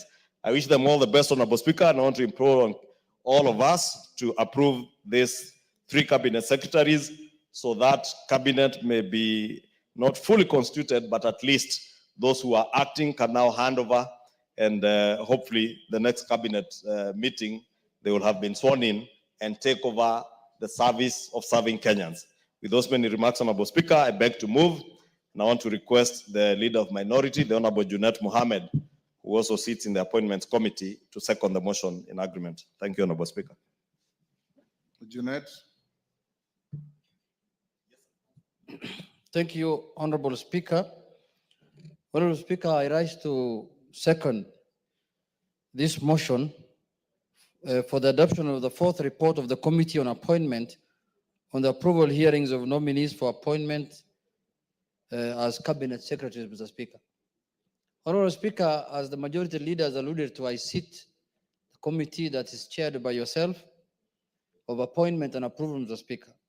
And Mr. Speaker, through that, I interacted with the nominees, Mr. Speaker, the three cabinet nominees, secretary nominees, Mr. Speaker. And Mr. Speaker, I came to realize that people who go through elective positions, Mr. Speaker, people who are elected by the people of Kenya as MCAs, as members of parliament, as governors, Mr. Speaker, those are people who are really tried and tested.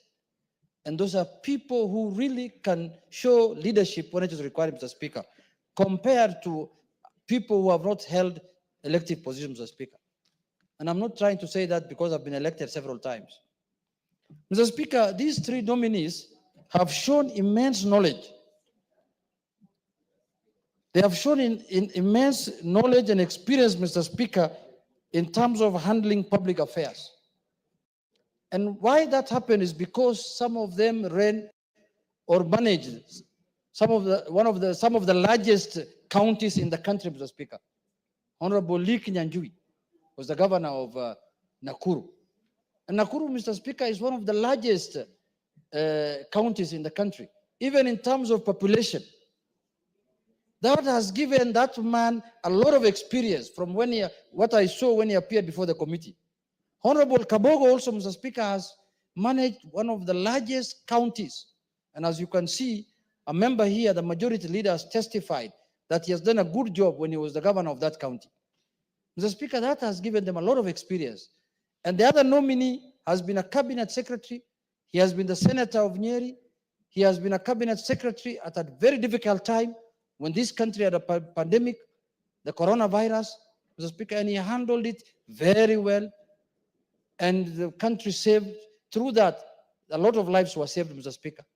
So, Mr. Speaker, that public service has impacted a lot of knowledge and experience on these three gentlemen, Mr. Speaker. I don't think they could have been better people to serve in these ministries than those people, Mr. Speaker. Mr. Speaker, you see, public service, Mr. Speaker, is a calling, and I've said that many times. And you should be able to do it so long as you've been given an opportunity, Majority Leader.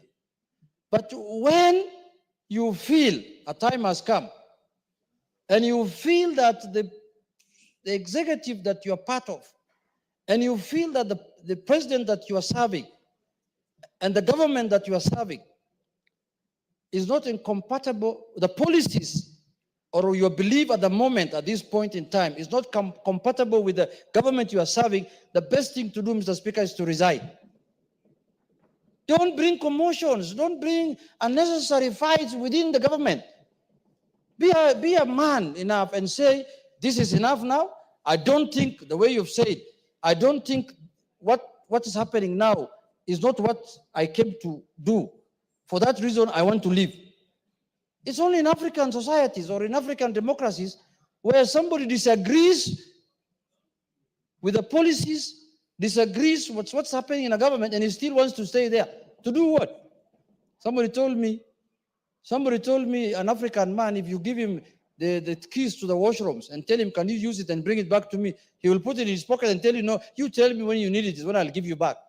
Mr. Speaker, only in African societies. Wamumbi, can you give us time? I want the majority leader to listen to what I'm saying. So if you no longer believe in what the government is doing and you're a cabinet secretary, just resign. You are not welded there like chuma, like an iron. You are not welded in government. Just leave. You know, the other time when we were impeaching the deputy president, somebody told me that he was asked, why can't you resign now that members of parliament have lost faith in you? A pastor in his home told him that you have been put there by God. You must remain there until you are removed by God. Now God spoke through angels to the members of parliament and they removed him. And God's work happened in this parliament, Mr. Speaker. Somebody told him that you are put there by God. Only God can remove you. Pana. God can remove you in many ways. Impeachment comes from God. Because by the time 300 members of parliament agree on something, it's the hand of God. It's the work of God. It's the voice of God. So, Mr. Speaker, if you don't wait for God to come to your house to talk to you, if you think you cannot serve the government anymore, go do farming. Go do other things, Mr. Speaker. Or become something else. Become a professional. If you're a lawyer, go and open a law firm and serve the country that sphere, Mr. Speaker. Because you cannot be a cabinet secretary who is issuing contrary views to what your government is saying. It's immoral, actually. The other day I saw a good friend of mine, whom I learned a lot of things under him, who was sitting in the chair where Mr. Speaker is sitting, Mr. Speaker. And I learned everything I'm doing in this house under his, Mr. Speaker, under his supervision. And that's not what he taught me when he was a speaker. He told me, Junet, if you are tired of something, leave. But now the same person is now accusing the same people he's serving of many things, and he wants to remain there and stay there, Mr. Speaker. It only happens in Africa. It cannot happen. And targeting communities, targeting people of certain, community, Mr. Speaker. Mr. Speaker, is very unfair. And I am a leader now in this country because I'm a minority leader. That's a constitutional office under Article 108. If my son is arrested by police, I should also tell the country why my son was arrested. I can't just say my son was arrested by so and so. Give the reasons why he was arrested. And then why do you wait for 7 months so that you tell Kenyans why your son was arrested? Why don't you tell them the day he was released that my son was arrested, and then you drop names. You say I went to the president and the president told me that I called so and so. My friend, where is this secrecy of oath? It's called what? Oath of secrecy.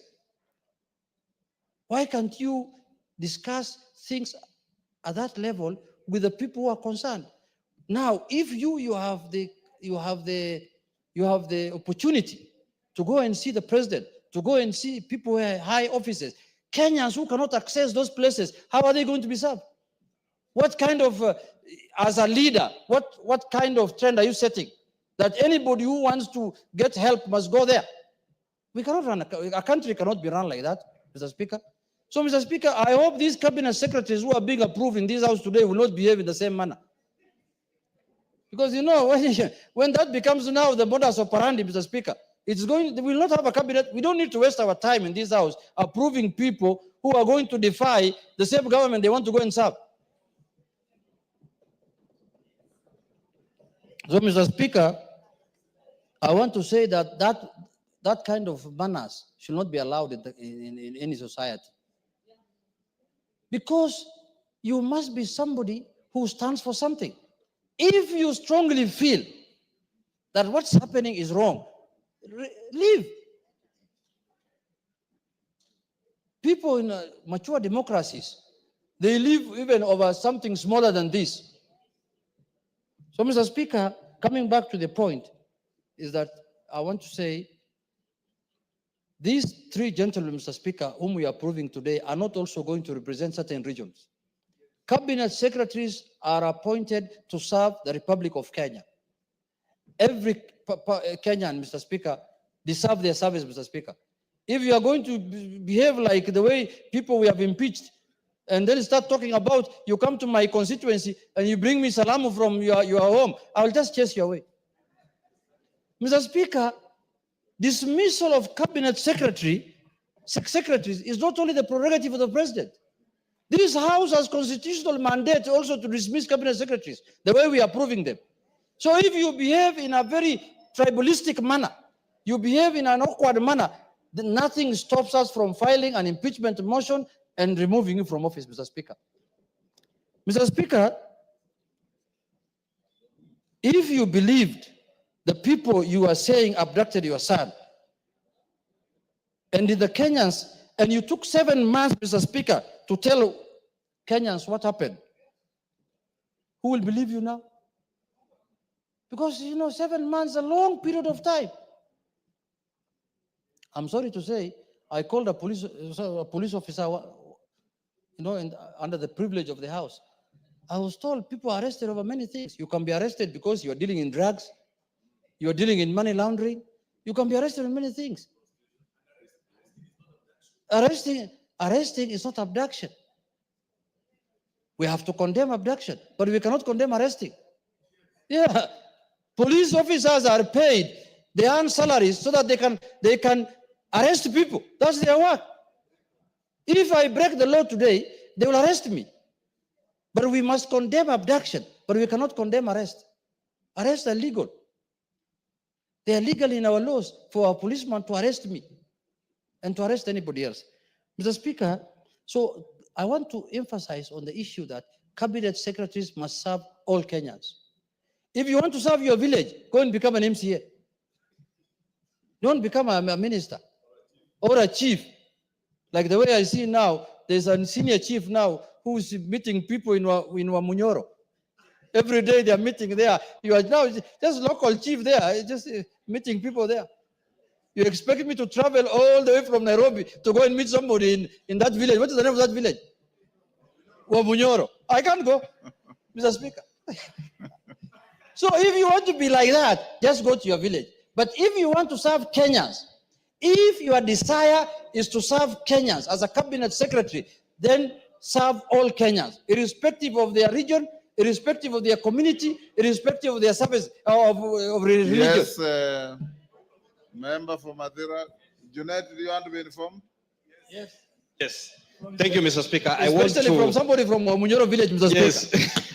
I want to inform Honorable Junaid that Wamunyoro is a very good village in Madera constituency.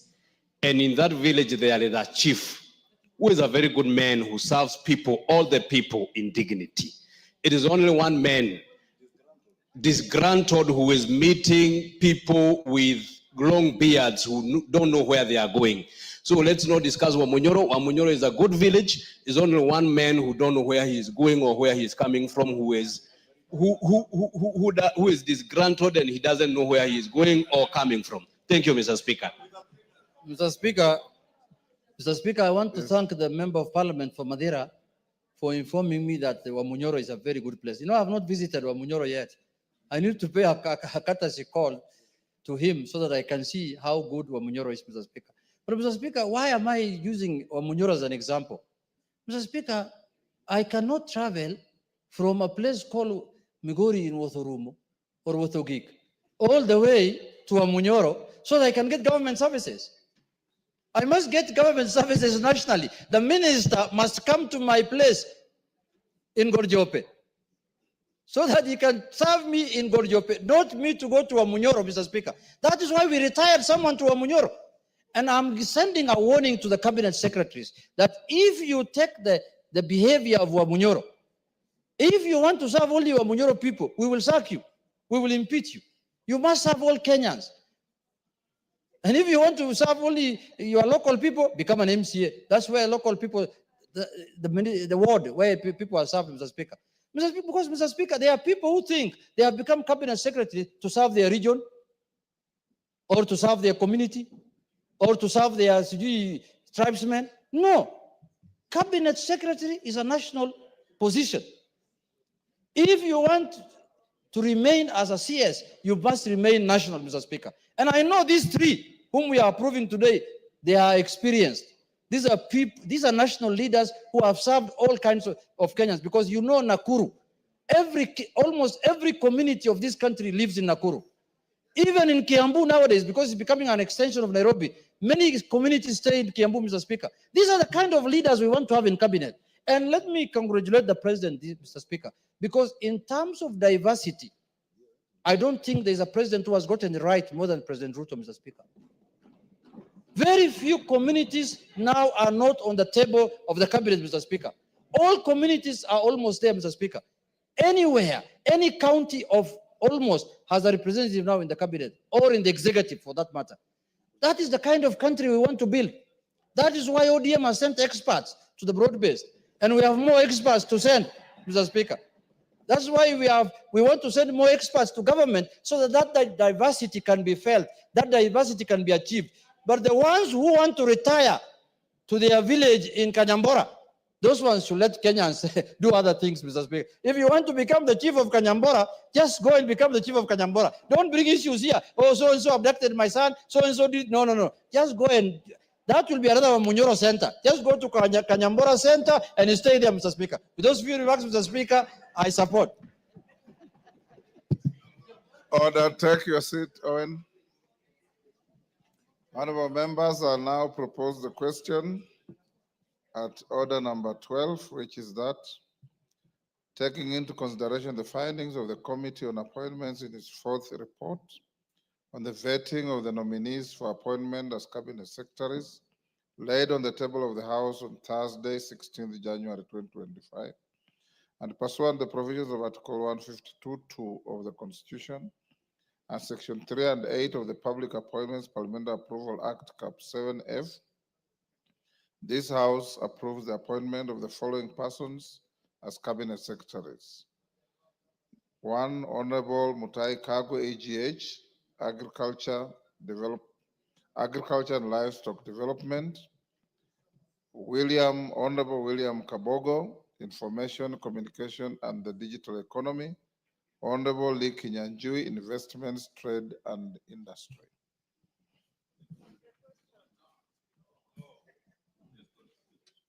Yes, Wangwe. Thank you, Honorable Speaker. Honorable Speaker, allow me to first and foremost support this motion of consideration for the appointment of the cabinet secretaries. And Honorable Speaker, thank the President for taking his time and getting the right candidates for this position. Honorable Speaker, I have a view that the three candidates, and I will enumerate in particular the Honorable Muturi Kagwe, whom I happen to have interacted with prior to this appointment. And Honorable Speaker, I find Honorable Muturi Kagwe as a very strong candidate for this appointment and feel the performance he displayed, Honorable Speaker, during his position as the Cabinet Secretary in charge of health shall follow suit. The only thing I would wish to comment and recommend to the Cabinet, to the Honorable Muturi Kagwe, is, Honorable Speaker, to know that all of us are looking forward to him to put agriculture as a sector in order. We want to see, Honorable Speaker, a situation where the aspiration of the President to make sure that sugarcane farmers, Honorable Speaker, are able to earn bonus be fulfilled, Honorable Speaker. We want to see a situation, Honorable Speaker, that the brokers in between, the people who would want to affect the chain of distribution in terms of agriculture, Honorable Speaker, is dismantled. We want to see, Honorable Speaker, that Honorable Muturi Kagwe put his foot down to see that, Honorable Speaker, we don't get fertilizer that is in doubt. Let the government urgent, Honorable Speaker, to give us the fertilizer at 2,500 be implemented and even come more lower. But Honorable Speaker, we get the right fertilizer for our input. Honorable Speaker, we want to see that the marketing of our product in terms of how to sell it and where to sell is opened more, wider and wider, so that, Honorable Speaker, we see as farmers all what is good to be implemented. And Honorable Speaker, I want to say that we are now implementing the sugar bill, sugar act, and I would want to request the Honorable Muturi Kagwe, should this House consider and approve his nomination, Honorable Speaker, let him make sure that he concludes what has been started, so that, Honorable Speaker, we get the sugar sector be very much independent and implemented. Honorable Speaker, speaking on Honorable Liki Nyanjui, I had a privilege of working with him, Honorable Speaker, especially during the previous campaigns, and I found, Honorable Speaker, Honorable Liki Nyanjui as a very astute member of any organization. And him, Honorable Speaker, having been a governor, it's important. I thank him and say, Honorable Speaker, the docket that he's being bestowed on investment, trade, and industry is not a small docket, Honorable Speaker. It's a docket that balloons the economy of our country. All what we manufacture, Honorable Speaker, must get the destination, and all what is possible to invest, Honorable Speaker, any small-scale person relies on this docket, Honorable Speaker.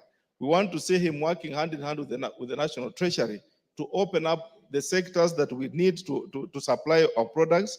Let us open up the industry sector, the manufacturing sector, so that, Honorable Speaker, we don't just say we want our youth to get employment. Let our youth, Honorable Speaker, get very good employment, especially where foreigners and those people with money can invest in good industries to add value on our produce. As an agricultural economy, Honorable Speaker, we must have where to add value to our produce, and that is where Honorable Liki Nyanjui is going to come in. Honorable Speaker, on the front of ICT, under the Honorable William Kabogo, I don't have a benefit of having worked with him, but having felt him as a governor of Kiambu, he was a forthright, and as well as a member of this House, Honorable Speaker, you could see, I went to the Hansard, and you could see, Honorable Speaker, how astute Honorable Kabogo was on the floor, and how astute, Honorable Speaker, he could force and push issues. We want him, Honorable Speaker, to push that Kenya moves to the next level of ICT. Let us not just be manual, mechanical, rather, Honorable Speaker, move to the next global frontier. Honorable Speaker, we must look at the issue of the internet supply. We must look at the issue of communication. We must look at the issue, Honorable Speaker, that internet is not meant for disabuse. Honorable Speaker, internet is meant for communication. It's not meant for ridicule. Let Honorable Kabogo come in and know that he should be able, Honorable Speaker, to put the provisions as they are supposed to be, so that we have a fair play, so that let everyone who is using the internet use it within the law. It's not an issue of the youth. Many a times, Honorable Speaker, people have said the youth are abusing the internet. That is wrong. Even the elderly, Honorable Speaker, when they speak on the internet platform, they must inform each other rather than abusing each other. Therefore, Honorable Speaker, these nominees stand a good chance, and I will want to say, Honorable Speaker, we approve them so that we all move forward as a country and get our spaces replaced. Thank you, Honorable Speaker, and I support. Bowen.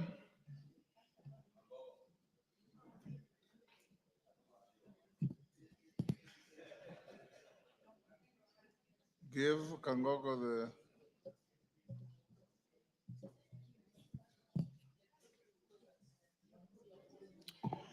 Okay, thank you, Mr. Speaker, for giving me this opportunity to support the three nominees, Mr. Speaker, for the Cabinet Secretary's position. And Mr. Speaker, I want to say some few things.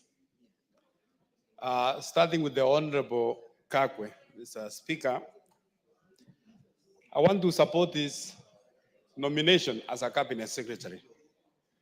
Mr. Speaker, when the Honorable Kagwe was the CS for Health, at a very difficult time, Mr. Speaker, when the country was fighting a the COVID-19, he proved himself, Mr. Speaker, that as a capable cabinet secretary in the Ministry of Health then. And Mr. Speaker, I want to ask the Honorable Kakwe as he moves to the Ministry of Agriculture. The agriculture is the backbone of our economy as a country. And Mr. Speaker, in the last few months, the Ministry of Agriculture has been on the road for many things, especially the fertilizer. Mr. Speaker, the harvest which we currently many farmers harvested some few months ago, some of them were affected because of the fake fertilizers which was there last year. Mr. Speaker, we want to ask the CS nominee that as he takes over the ministry, once he's approved by this House, to make sure that the Ministry of Agriculture becomes the backbone, Mr. Speaker, and supports the farmers of this country to produce enough for this country. There is no need, Mr. Speaker, when we have almost majority of Kenyans, 90% of our people, they are farmers, and they are getting a little support from the government. Mr. Speaker, the issue number 2, the cartels we have in Ministry of Agriculture, they are quite a number. You will find that farmers, there are so many middlemen. In coffee, in tea, they are not benefiting from their produce. So we want to seek that the cabinet secretary, once he's in that office, is able to help the Kenyan farmers. Mr. Speaker, the issue of ICT and the Honorable Kabogo, if it's approved by this House. I think ICT is an emerging technology, Mr. Speaker, and there are so many challenges, from fraud to hacking to so many things. And there is need to regulate actually the industries. There is a lot to be done in the industry to make sure that the new ICT, the digitization in the country, they are used for the benefit of the people and the young people, and it is not a platform for abuses.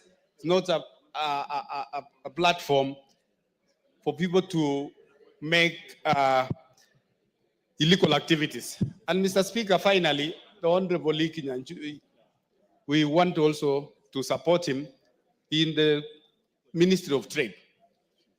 The trade, Mr. Speaker, our import and export, Mr. Speaker, determines also our balance between a shilling and the dollar. So when we have a lot of export, Mr. Speaker, as a country, you will see that we will benefit from the business of foreign exchange. And currently, I think as a country, we are importing more than what we are exporting. So we expect that the League in Anjui, when he comes in, he will take up the ministry to the next level to benefit Kenyan traders. Mr. Speaker, I support the 3 nominees.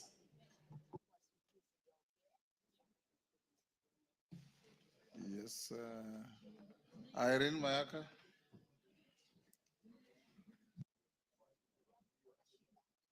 Thank you, Honorable Speaker. Honorable Speaker, I also take this opportunity to support the nominations of the 3 appointees, being the Honorable Muturi Kagwe, the Honorable Lee Kinyanjui, and the Honorable William Kabogo. Honorable Speaker, these 3 all have one thing in common. They have a wealth of experience. They each have done unique things within the sphere of their previous appointments that make them exceptional. And Honorable Speaker, just as it has been said by our previous members, is that we really want to encourage that these cabinet secretaries focus their work nationally and not just within the country. Honorable Speaker, we all remember very well how the Honorable Muturi Kagwe was very instrumental during the COVID-19 period. And Honorable Speaker, some of the things that really impressed me when I watched the interview was when he spoke about engaging the youth in the agricultural sector. Because, Honorable Speaker, we are a country that is largely agricultural, but our young people are not interested in that space. And some of the ideas that he did share in terms of how he would engage the youth in this space was very impressive. Honorable Speaker, the other thing that the Honorable Muturi Kagwe spoke about was the use of AI technology within our weather and agricultural space, which is something that is very progressive. It is being used in other countries, and it's very enlightening and very exciting to hear that a cabinet nominee for agriculture is actually talking about engaging AI in terms of the weather checks and also the increasing our agricultural produce. Honorable Speaker, in terms of the Honorable Lee Kinyanjui, I support his nomination. Honorable Lee Kinyanjui was fantastic as a governor. And not only that, those of us who worked within the Azimio Secretariat will remember how Honorable Lee Kinyanjui really assisted us in having a youth volunteer movement across the whole country. And he was very magnanimous in terms of how he shared his wealth of experience with us.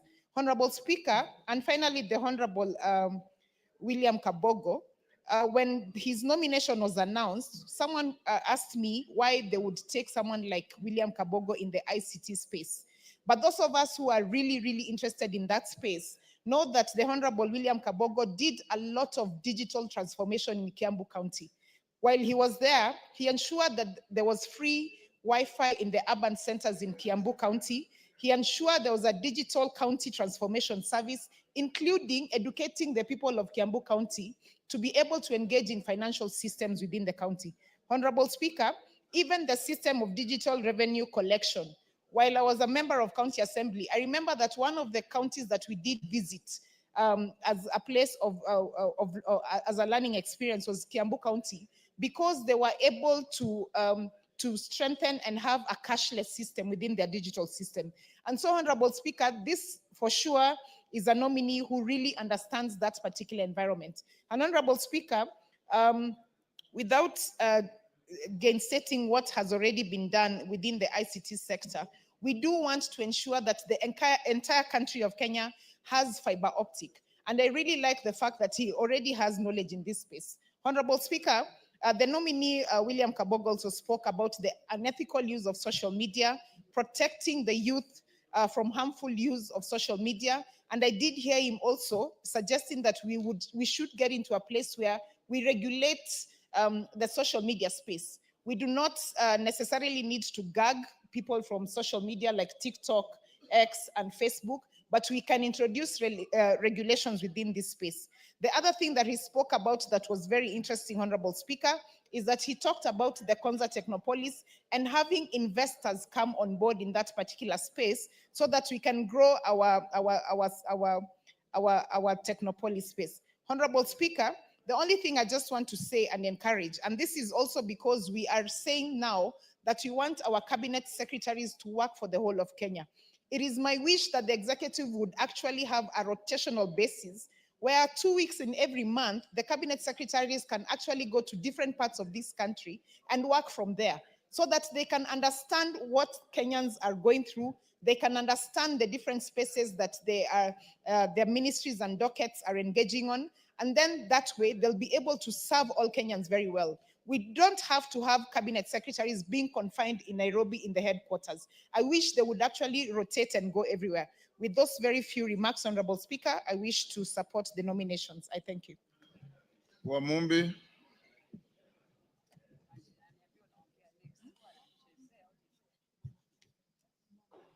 Thank you, Mr. Speaker. Mr. Speaker, I also rise to offer support to this motion that seeks... Members, I will be calling the mover to reply at 5:30.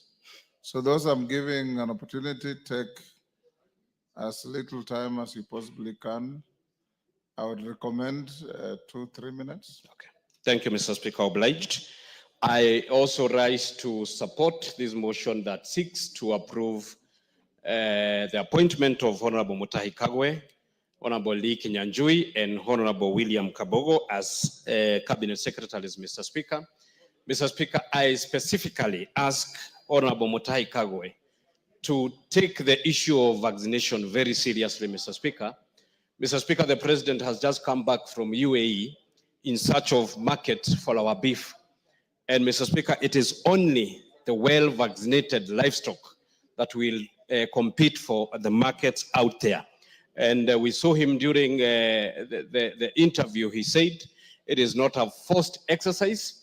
it is those who are willing, but we continue to urge our farmers to welcome this vaccination issue because it's of advantage to their beef, so that their beef can fetch good markets out there, Mr. Speaker. Finally, Mr. Speaker, I want to assure the people of Mukurweini, where Honorable Mutahi Kagwe was born and where he comes from. It is very bad, and I want to sympathize with them, that as we approve the Yasan, the MP, Mr. Speaker, is not in this house to stand with the people of Mukurweini. I have seen him in a barrio somewhere propagating the Itungati fake narrative. He was supposed to be in this house to approve a son of Mukurweini, but instead of coming to this house to approve the son of Mukurweini, he is in a funeral somewhere propagating an Itungati fake narrative. I assure the people of Mukurweini that we are going to make sure the son is approved so that he can serve Kenyans and all Kenyans. Thank you, Mr. Speaker. I thank you. Women Rep Kwale. Women Rep Kwale.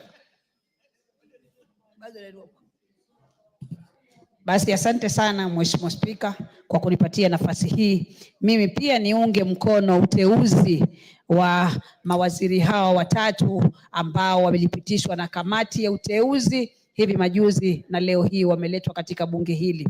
Mimi naunga mkono Mheshimiwa Spika, na pia niwapatie tu nasaha yangu kidogo mawaziri hawa. Ndugu zangu, mmechaguliwa na tunawachagua sisi kama wabunge wa bunge hili la kitaifa kwa roho moja. Mimi natoka Kwale na ningependa na naomba wakati mkifanya kazi mawaziri wetu, mjue Kwale pia ni county katika zile county 47. Muweze pia sisi kunyorosha mkono kwetu. Mheshimiwa Spika, Kwale ni county ambayo ina ukulima na ina mashamba ambayo yana rutuba kubwa sana Mheshimiwa Spika. Na sisi pia wa Kwale ni wafugaji wazuri sana Mheshimiwa Spika, lakini utapata katika ukulima wetu na ufugaji wetu katika kaunti yetu hatuwezeshwi mara nyingi, hatuwezeshwi kisheria na hatuwezeshwi pia kipesa. Bado tunafanya ukulima ule wa zamani ambao hauwezi kwa sasa hivi. Ulimwengu mahali umefika, tunahitaji ukulima wa kisasa. Mheshimiwa Spika, Kwale bado sisi tuko nyuma sana kwa mambo ya ukulima na ufugaji. Tunafuga kama nilivyoelezea. Mheshimiwa Spika, nilikuwa na matumaini makubwa sana wakati Mheshimiwa Salim Mburi ya waziri alipokuwa amechaguliwa katika wizara hii ya investments and trade. Nilikuwa na matumaini, nikajua kwa sababu kila mtu anajua mahali kiatu kinapomchoma, basi Mheshimiwa Mburi angekuwa mzuri sana kwa kuweza kurekebisha Kwale. Lakini kwa sababu hawa pia ni wa Kwale, ni wa Kenya wenzetu, nasema nawapatia kongole, lakini waangalie sana Kwale. Sisi hatuna viwanda. Best Titanium imeenda inakufa, hiyo imekwisha mambo yake. Tuna Ramisi Sugar ile Kwale Sugar Factory. Hatuwezi kusema tuna kampuni ya sukari Kwale. Hatuna viwanda kabisa ndani ya Kwale. Kwa hivyo mimi naomba nasaha yangu mawaziri, mnapoingia mjue Kwale pia ni katika zile kaunti 47 na muweze kutunyoroshea mkono. Asante sana Mheshimiwa Spika, sitaki niwe mrefu sana. Naunga mkono uteuzi wa mawaziri hawa Mheshimiwa Spika.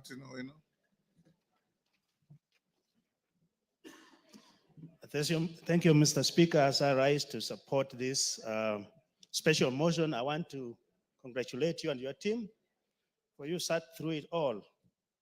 And we watched it and we took notes. The Speaker, there's only one item which I would like to be introduced into our vetting exercise. In this House, we did pass that we have quarterly reports from our ministries. How I hope that those reports, if it's somebody from a ministry like a cabinet Kagwe, we would have that report from the department to tell us how he performed in that section. And also that report will help the majority leader in his report so that he can reference it. The same with others from the two gentlemen from the Senate. So if we can be citing reports from these sectors, it is going to make it more better than individual verbal appreciations. Other than say that the three nominees impressed me much. As a member of the departmental committee on health, I want to say Honorable Kagwe has a competency, and I know he will do a good job. I just want him, when he gets there, if approved, so that he can start with some things which are really bothering Kenyans. Having come from the Ministry of Health, he values health. The issue of pesticides, Mr. Speaker, is causing a lot of harm to our people. As we speak, over 310 products of pesticides are used in this country. And pesticides have been connected to 6 cancers. And if not checked, we can harm us more. As for Kabogo, we have built, according to the presidential initiative, every ward. Like in my constituency, I have 3 wards with ICT hub. But I've written so many letters to have them equipped, have not been done. As for Lee Kinyanjui, how I wish you also put as a priority, in a priority list, building industries in our rural settings so that our kids do not migrate to urban areas to be slum dwellers, and also to make value addition to our natural products. With those, Mr. Speaker, I support the 3 nominees. Wamrata.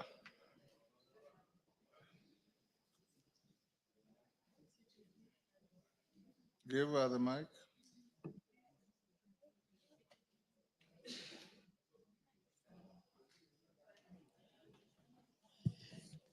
Thank you, Honorable Speaker.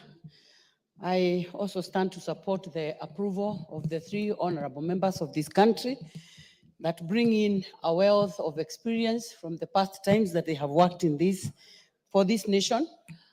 I personally want to first congratulate the 3 of them for getting this opportunity and being approved to serve this country.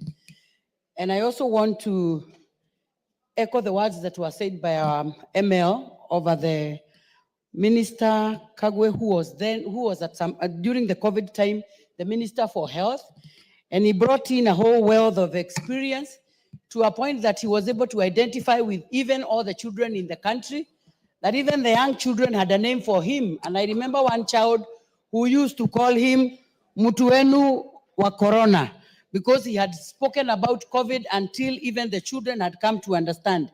The other thing is that he very well coordinated with the young people, and especially in his quotes, not forgetting the quote that he had, that if we continue treating this disease normally, it is going to treat us abnormally. And I want to request Honorable Kagwe to come with the same great slogans to the young people, so that he may be able to teach them agriculture and enable them to understand that agriculture is also a way of earning a living, whereby we have our young people who still don't believe that agriculture is a way of earning a living. And if he comes with the wealth of experience that he has, I want to believe that our children are going to identify with him. I also want to congratulate the Honorable William Kafogo, who comes from the county that I represent, the county of Kiambu, and Lee Kinyanjui, who too also come with the wealth of experiences, considering that both of them have served as governors in very densely populated counties that are cosmopolitan.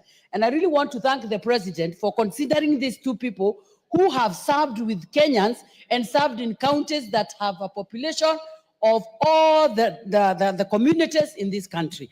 And so we want to believe that as they come in, they will come to serve Kenyans and not their region. I also want to believe that Honorable Kafogo will be able to handle the issue of ICT. And I remember when he was a governor, there used to be free Wi-Fi in hospitals, and especially one time I visited a maternity hospital in Kiambu Level 5, and there was free Wi-Fi, which I don't think is there today. And I want to believe that when he brings all this kind of information that he had and the wealth of information, that we are going to go to the next height. I also want, on my last point, to tell these people that they are coming in to the country when there is a lot of heat of political noise in the country. And I want to pray and request them that they come in. Dr. Nyikal, your time is up. Thank you, Mr. Speaker, for giving me this opportunity. Mr. Speaker, as I support the nomination of this gentleman, I have two observations that I want to bring out that are important, and 2 points. Mr. Speaker, the issue of regional and ethnic equity, although we have played it down and we said is something we should look at, but I can't blame them for that because they did not appoint themselves in this position, but it's something we should look at in the future. The second thing, Mr. Speaker, is these are gentlemen who have worked well, but again, there are 2 points, particularly for Honorable Kagwe and Honorable Kabogo, that actually did besmirch them. The issue during the corona where Muturi worked very well, but the COVID billions, actually it did raise issues. I saw them respond to this. I saw him respond to this. And also, Honorable Kabogo, again, there was issue of the lady that died. I saw him respond to this. But the biggest problem we have in this country is integrity. So we may start to look at the principle of being as spotless as a bishop's wife. But I know because of what they have done, they'll actually prove themselves beyond those issues. The other one, Mr. Speaker, that is a point that I think they can. The three of them, if they work together, Mr. Speaker, they can solve the problem of employment amongst our youth. I believe that it is actually agro-industry that will be our industrialization that can employ our people, and that will include actually the Honorable Kagwe and Honorable Kabogo and Honorable Kinyanjui. Kinyanjui in industry, Mutagwe in agriculture, and IT and communication. And all of them have done that. If they actually work in these three areas, and they can actually create massive employment for our youth. With that, Mr. Speaker, I support. Bishop Kosgei.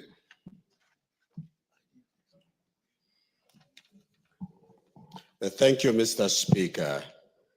I also, from the onset, wish to support the motion about the nominees into various ministries as outlined by the committees. And I wish to congratulate the committee for having had a thorough conversation between and amongst the three.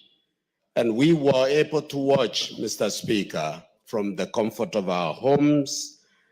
And I wish to congratulate them for their performance. They indicated, number one, the maturity in the ministries that they are going to serve, and also experience that they are bringing to the government. I wish to appeal to them, as this House would approve, because I'm appealing that we do so, that one, we have witnessed a trend of members of executive violating the oath of secrecy in government. This is not a good tradition and not a good trend. And we are appealing, and I listened to them when questions were placed before them that was really tempting them to reveal what they knew and what they did. And I was so impressed that they were bound by the oath of secrecy. I think the rest of us in government should be able to learn. Number two, Mr. Speaker, is that we are appealing as they come. There has been a missing link in terms of communication of what the government is doing. And that people who are thriving with propaganda in social media have taken a field day. We are not hearing anyone from the side of government. Finally, Mr. Speaker, is that the issue of technology, that which has been abused, and some others have been using our young people to do things that are unethical. With the coming of Kabogo and the experiences he has, we hope this will be sanitized. With that, Mr. Speaker, I support the approval of these nominees. Rueda. Asante Bwana Spika, kunipatia nami nafasi nipate kuchangia.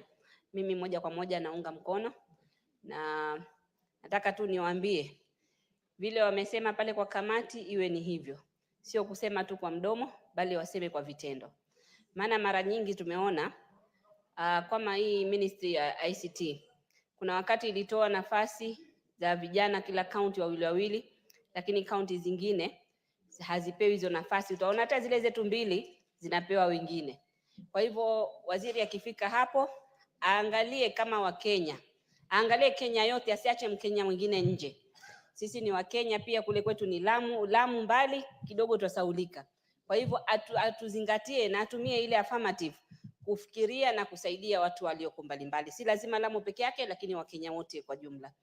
Niambie pia waziri wa ukulima ajue sisi samaki iko katika ukulima. So asiangalie tu upande wa ukulima peke yake, angalie mifugo na angalie pia samaki.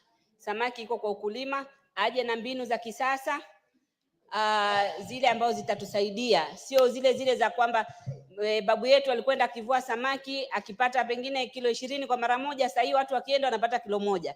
So atafute mbinu mbadala, mbinu za kisasa, pia wasaidie wavuvi wetu kule wapate kufaidika. Mbali na hivyo, eneo ninaloliwakilisha mimi Lamu Mashariki lina upande mwingi wa manufaa. Kuna upande wa kuseme samaki, pia sisi ni wakulima wa simsim, ni wakulima wa watermelon. Kuna mfadhili mmoja alisaidia tu hivi karibuni akapeana 500,000 kwa kikundi cha youth. 500,000 hiyo iliitoa watermelon mpaka tukashindwa kuuza. Watermelon ni nyingi sana. So kunao haja ya waziri kuingia pia kule kuangalia area zile gani zitatoa mazao gani tuweze kusaidia watu wetu, na pia itakuwa ni kuinua uchumi wa Kenya. Pia upande huo kuna ukulima mfano kama wa ndimu, ukulima wa mhogo, lakini bado ni ile ya zamani. Hawatusaidii ukulima wa simsim. Mimi namuomba waziri mwanzo ukulima wa simsim, si ndio tunatoa simsim nzuri, ajue akiingia kuna kazi inamngojea pale mezani. Ajue kule Lamu Mashariki simsim ziko nyingi, haziuziki kwa sababu ya makosa ya watu wengine. Wao walitumia ile dawa inaita wakausha mimea. Sasa ile simsim yetu haiwezi kuuzika kule uzunguni, haiwezi kwenda. Kwa hivyo aje atafautishe, wale wanatumia madawa wasipeleke hizo bidhaa zao, lakini wale ambao hawatumii madawa zile bidhaa zao ziweze kupelekwa. Na asiseme, sinitarajia aseme kwamba ati zungumza na county. Mimi Time up. Cherorot, then mover, be ready to reply. Thank you. Thank you so much, Mr. Speaker. 1 hour and you all agreed. Mr. Speaker, I stand to support the appointment of the 3 nominees, Mutahi Kagwe, Liki Nyanjui, and William Kabogo. Mr. Speaker, the 3 gentlemen, from their own experience and the way they have served in this country, I can say that they qualify and they have the capacity to serve in those ministries which they have been assigned. Mr. Speaker, the president himself, I think through his own wisdom, he has appointed the 3. And you remember, Mr. Speaker, the president, during the campaign, he had his own, the plan, which is the agenda and the manifesto, which is running with. And I want to say that the coming in of the 3, they have to make sure that they have to hit the ground running so that they can be able to deliver. Because, Mr. Speaker, as we are aware in our country, we have lagged behind due to some challenges we've been having. And I want also to encourage that even the rest of the CSS that we have, Mr. Speaker, they have to make sure that they deliver service. They should not sit and watch things happening in this country. And I want to challenge also the 3, Mr. Speaker, that the government they are going to serve, they should be careful not to fight the government from within. They have to support the government and to make sure that they deliver services to Kenyans, Mr. Speaker. Mr. Speaker, I want to say that in our country, these ministries that have been created, they were created with a purpose so that they can be able to serve the common people, Mr. Speaker. And the three also should mark their territorial boundaries in this country to make sure that they serve from north to south and even from east to west, because they are serving Kenyans and they have to be faithful in actually serving His Excellency and Kenyans at large. Thank you, Mr. Speaker. I support. I'll give the following 2 minutes each. Mudhoni, member for Kieni, Women Rep Nakuru, Masito, not Masito, Mbeyu. Yes, let me see how you do. 2 minutes each. Start with Dorothy. Thank you, Mr. Speaker. Mr. Speaker, I first want to really thank the vetting committee and you as the chair for the excellent job undertaken. And I want to thank His Excellency for picking on competent, expert, and experienced individuals to be cabinet secretaries in his government. Honorable Speaker, I straight away want to go to Honorable Mutahi Kagwe.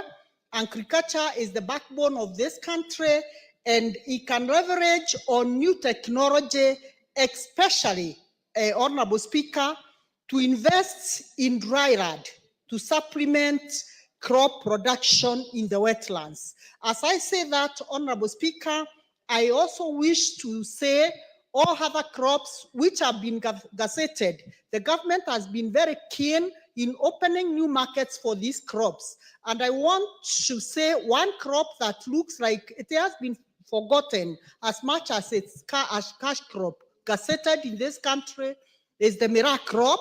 And I wish that the CS Agriculture will fast track this crop and look for markets for the Mira crop, so that the farmers in that area of the country can also benefit and reap big from this country. Thank you, Honorable Speaker. Kieni.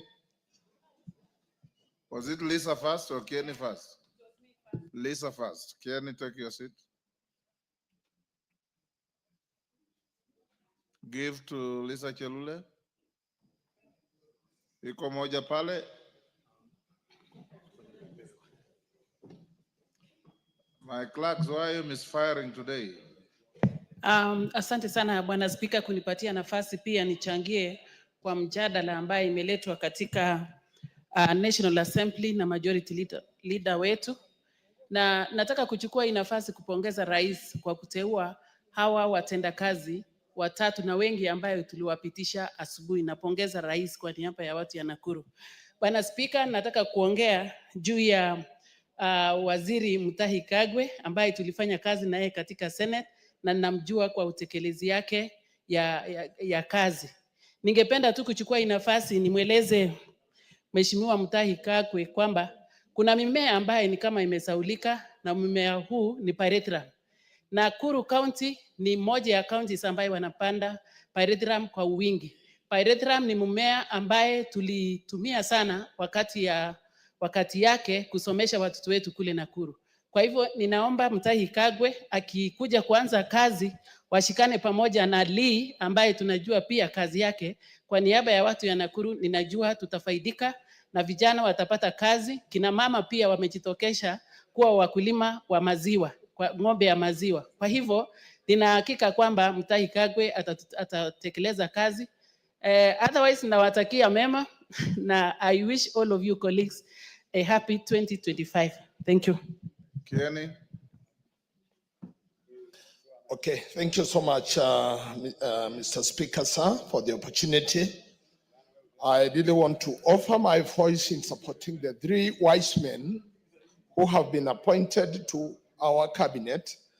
Indeed, they bring with them a lot of competences, various competences, experiences, and their braveness and commitment to work. Mr. Speaker, I really want to say that to Mr. Mutahi Kagwe, this is one man who has been vilified and demonized in our county of Nyeri, suggested that it doesn't matter But to him, I tell him, it matters to Kenya that there will be food on the table, enough for all Kenyans. He is not appointed particularly for the people of Nyeri. So he should take heart, take courage that Kenyans are looking upon him to make sure that there is enough for everybody and all the times. Not saying that, not also failing to note that also Mr. Honorable Kabogo, when he was the Governor Emeritus for Kiambu, he gave his best, and particularly he showed commitment to healthy delivery services in Kiambu. Also, Kinyajui, having delivered Nakuru as a city, it took him a lot of time, a lot of courage, and a lot of knowledge. Mr. Speaker, sir, having said that, I didn't want to encourage all of them to give their best. Thank you. I wish them well in their service. Let them bring their wisdom, and we all work towards doing something for this country. Mr. Speaker, I don't follow simple people. I follow great minds. And that is why in 2017, I offered myself to deputize Muturi. Very good. Women Rep Kilifi. Asante Mheshimiwa Spika, wacha nichukue fursa hii kukupongeza, kuombea kila mtu mwaka mpya mwema 2025. Tuombe ushirikiano, kufanya kazi pamoja. Muhimu Mheshimiwa Spika, nipongeze wateule wa waziri hawa watatu. Nazungumze kuhusu Mheshimiwa Kabogo.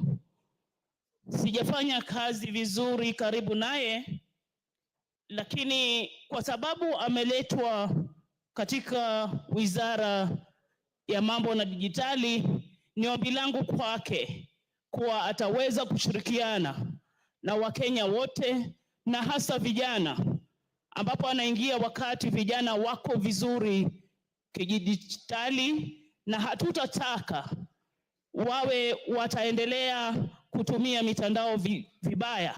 Aone vipi atatafutia kazi za kidijitali vijana wote ambao wanahangaika, wanasumbuka na wanatoa maneno wanaotoa kwa sababu wako tu bure, hawana kazi. Kuna kazi nyingi sana za kidijitali anaweza kuwatafutia na waweze kujikimu. Langu kwa Mheshimiwa Mutahi Kagwe, nilimjua akiwa waziri wa afya. Sasa amepelekwa Wizara ya Kilimo, pale alipo anisikie naitwa Mheshimiwa Mbeyu wa Kilifi. Tunataka ile mimea ya kule pwani, mkorosho, minazi, tuweze kuregeshewa, japo kilimo kimegatuliwa, aweze kushirikiana na county government ya Kilifi, tuone vipi mimea yetu biashara, mkorosho, maembe na nazi zimeweza kupata faida. Majority Leader, reply now.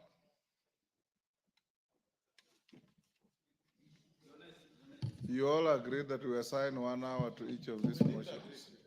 Thank you, Honorable Speaker.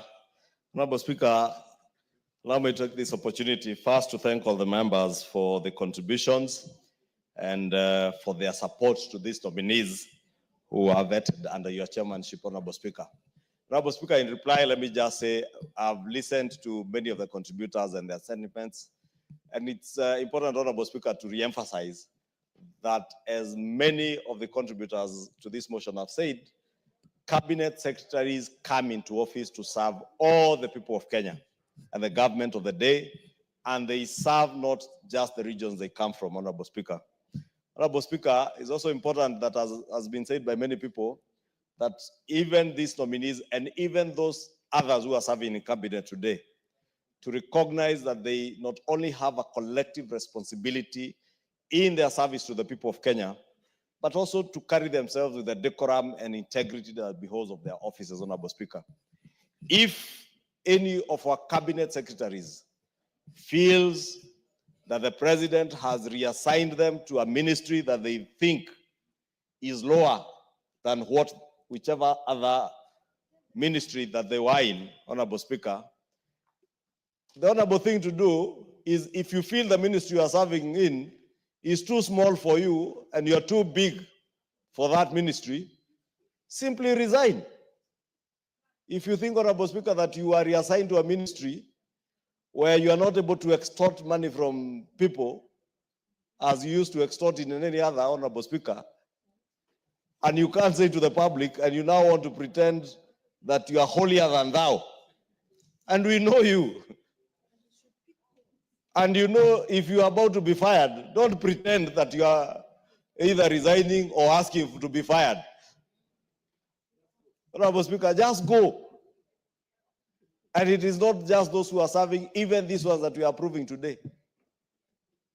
This House will oversight all these cabinet secretaries without regard as to where they came from, what political affiliation they are coming from, because, Honorable Speaker, in the spirit of the broad-based government, we have cabinet secretaries who are serving this country who were not part and parcel of the Kenya Kwanza campaign trail. But the country is bigger than Kenya Kwanza, Honorable Speaker. The country or the government of the day serves all Kenyans, Honorable Speaker. And I must commend the president for seeing beyond his political party, for seeing beyond the coalition that he campaigned under, Honorable Speaker. Honorable Speaker, I must commend the cabinet secretaries who came from ODM. The Honorable John Buddy, the Honorable Pio Andai, the Honorable Joho, the Honorable Oparanya, even the Honorable Askul. These are cabinet secretaries who are serving this country with diligence, with integrity, and with commitment to the people of Kenya. You do not serve as a cabinet secretary to serve the president of the day. You serve the people of Kenya. It is Kenyan taxpayers who pay your salary. Serve with honor, serve with diligence, serve with the commitment that you have served in for these three nominees, Honorable Speaker.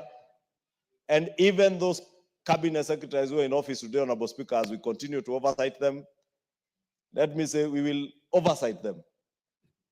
But let me also say we will not waste any more of our parliamentary time to impeach a cabinet secretary. Honorable Speaker, cabinet secretaries are not people to waste our time with. The honorable thing for a cabinet secretary who feels they have failed on their job, or they are too big for the current job that they are holding, is to resign. They should not waste our time, or even waste the president's time. But the president has a prerogative to hire, fire, and also reassign. And therefore, when you serve in a ministry, there is no ministry that is more important than the other, or any state department that is more important than the other, if your motivation is service to the people of Kenya. But if your motivation is extortion, if your motivation is deals in government, then you will find that maybe this particular department of state is better than the ministry I'm currently serving in, because probably you are not able to get the kind of deals you are getting in another office, Honorable Speaker. Honorable Speaker, with those many remarks, because I can see we have good numbers, I beg to reply, Honorable Speaker, and ask this House to approve these cabinet secretaries to go forth and serve the people of Kenya. And I want to believe, as they committed to the people of Kenya during their vetting process, they will serve with diligence, they will serve with integrity, they will serve all Kenyans to improve the lot of all Kenyans, improve our economy through the bottom-up economic transformation agenda. And therefore, Honorable Speaker, I support and I beg to reply. Thank you, Honorable Speaker. Thank you, Majority Leader. Sorry to the members who wanted to speak, but because of time, we didn't get space. But listening to all of you, I think the chorus was one. You are all supporting. There was no dissent. So those who spoke, spoke for all of us. I'll now put the question at order number 12, which is that taking into consideration the findings of the Committee on Appointments in its fourth report on the vetting of the nominees for appointment as cabinet secretaries laid on the table of the House on Thursday, 16th January 2025, and pursuant to the provisions of Article 152(2) of the Constitution and Section 3 and 8 of the Public Appointments Parliamentary Approval Act, Cap 7F, this House approves the appointment of the following persons as cabinet secretaries: Honorable Muturi Kagwe, EGH, Agriculture and Livestock Development. Honorable William Kabogo, Information, Communication, and the Digital Economy. Honorable Lee Kinyanjui, Investments, Trade, and Industry. As members of that opinion say aye. Will those of the contrary opinion say nay? The ayes have it. Next order.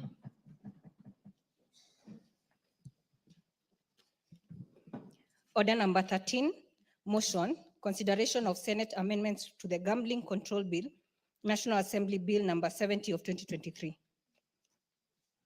Majority Leader. Thank you, Honorable Speaker. Honorable Speaker, this is a very short motion, Honorable Speaker. And Honorable Speaker, I beg to move that, looking for the supplementary order paper.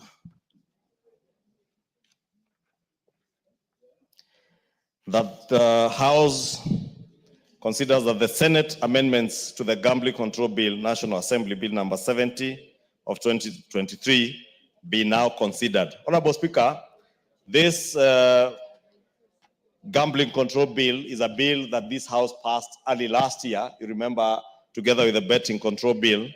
And because it had provisions that touched on county governments, it was conveyed to the Senate for consideration. And the Senate did move a number of amendments, which have since been considered by the Committee for Sports under the chairmanship of Honorable Wanyama. And Honorable Speaker, the committee in its report, which they tabled towards the tail end of the last session, recommended that we object or we reject all the Senate amendments, Honorable Speaker.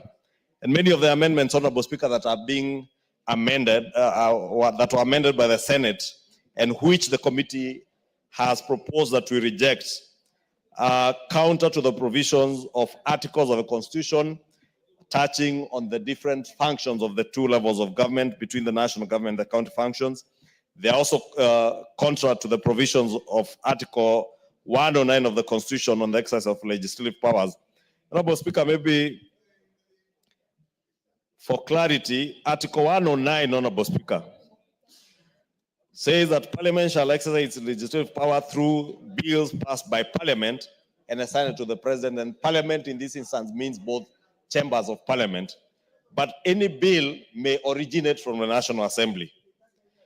3 says that a bill not concerning county government is considered only in the National Assembly and passed in accordance with Article 122. And because this bill did concern counties, that is why it was not only considered by the National Assembly alone, and we took it to the Senate. 4 is that a bill concerning county governments may originate in the National Assembly, like this bill, or the Senate, and is passed in accordance with Articles 110 and 113, 122, and 123 of the standing orders. And 5, a bill may be introduced by any member or committee of the relevant House of Parliament, but a money bill may be introduced only in the National Assembly in accordance with Article 114. Honorable Speaker, many of the amendments that were inserted into this bill from the Senate are amendments that touch on or that had a money bill effect, and therefore making this bill, which originally was not a money bill, a money bill. And therefore, there is no way that this House, under Article 109 of the Constitution, would allow the Senate to usurp the powers of the National Assembly in terms of introducing bills that have a money bill effect. Because, Honorable Speaker, it is the Constitution that says that only the National Assembly may consider bills that have a money bill effect. Whether it is the imposition of taxes, levies, or charges to Kenyans or from the Exchequer, Honorable Speaker, that can only be done by the National Assembly. And therefore, many of the amendments, Honorable Speaker, that you will see that were done by the Senate touched on imposition of taxation, imposition of levies, imposition of penalties and charges, things that can only be done by this House, Honorable Speaker. And I know, Honorable Speaker, there are people in the Senate who thought that it's an ingenious way of introducing such provisions, then take this bill to mediation to consider these bills. And Honorable Speaker, I want to implore on you, when and if we reject these amendments and we go into mediation.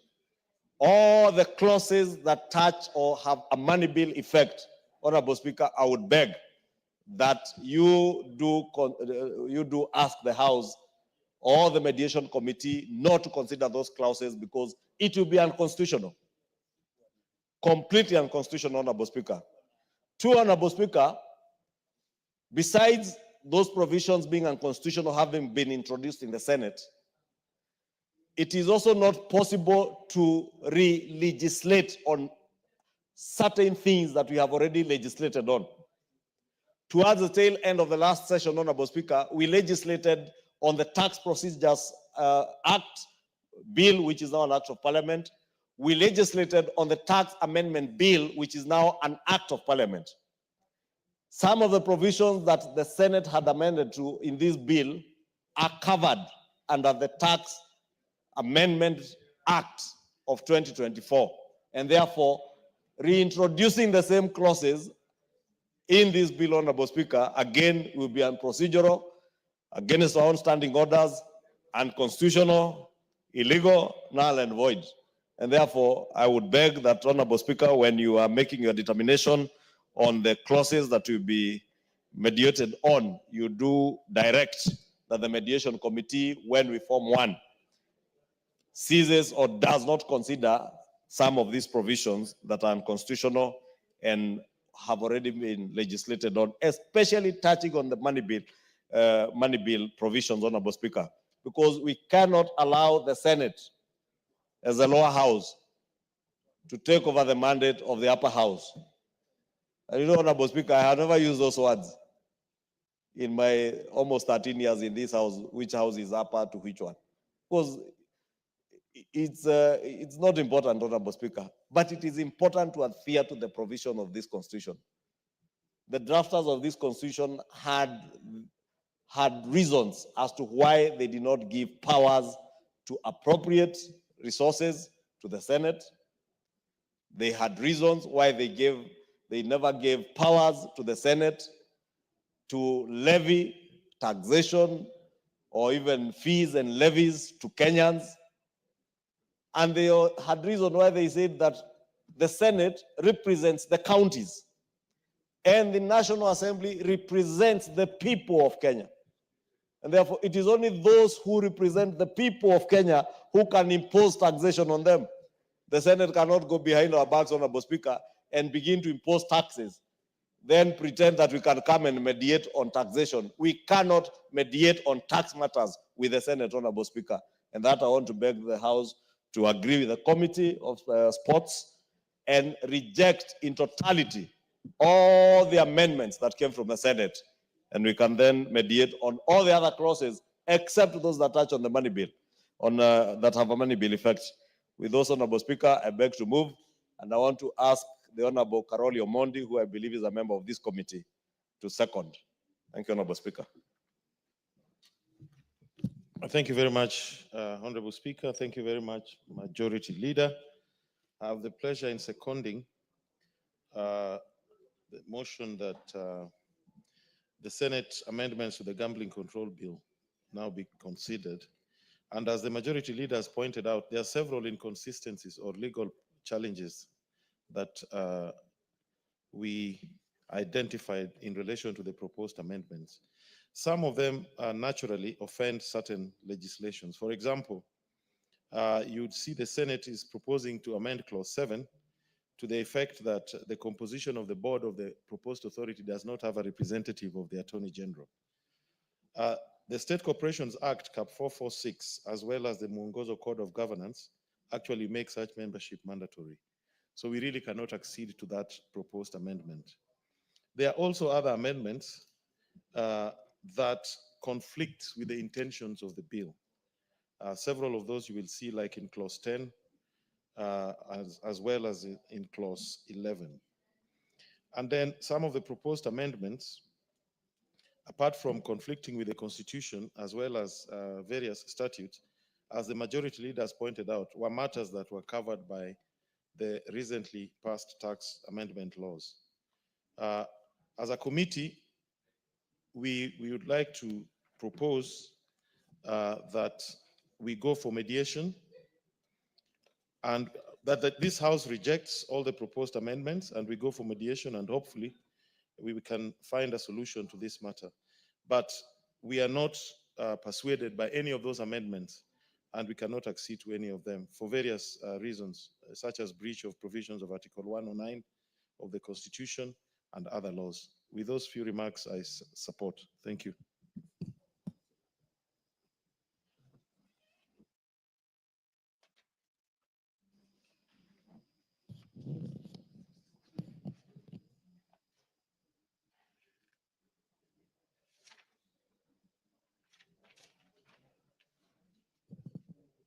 Honorable members, I now propose the question that this House do agree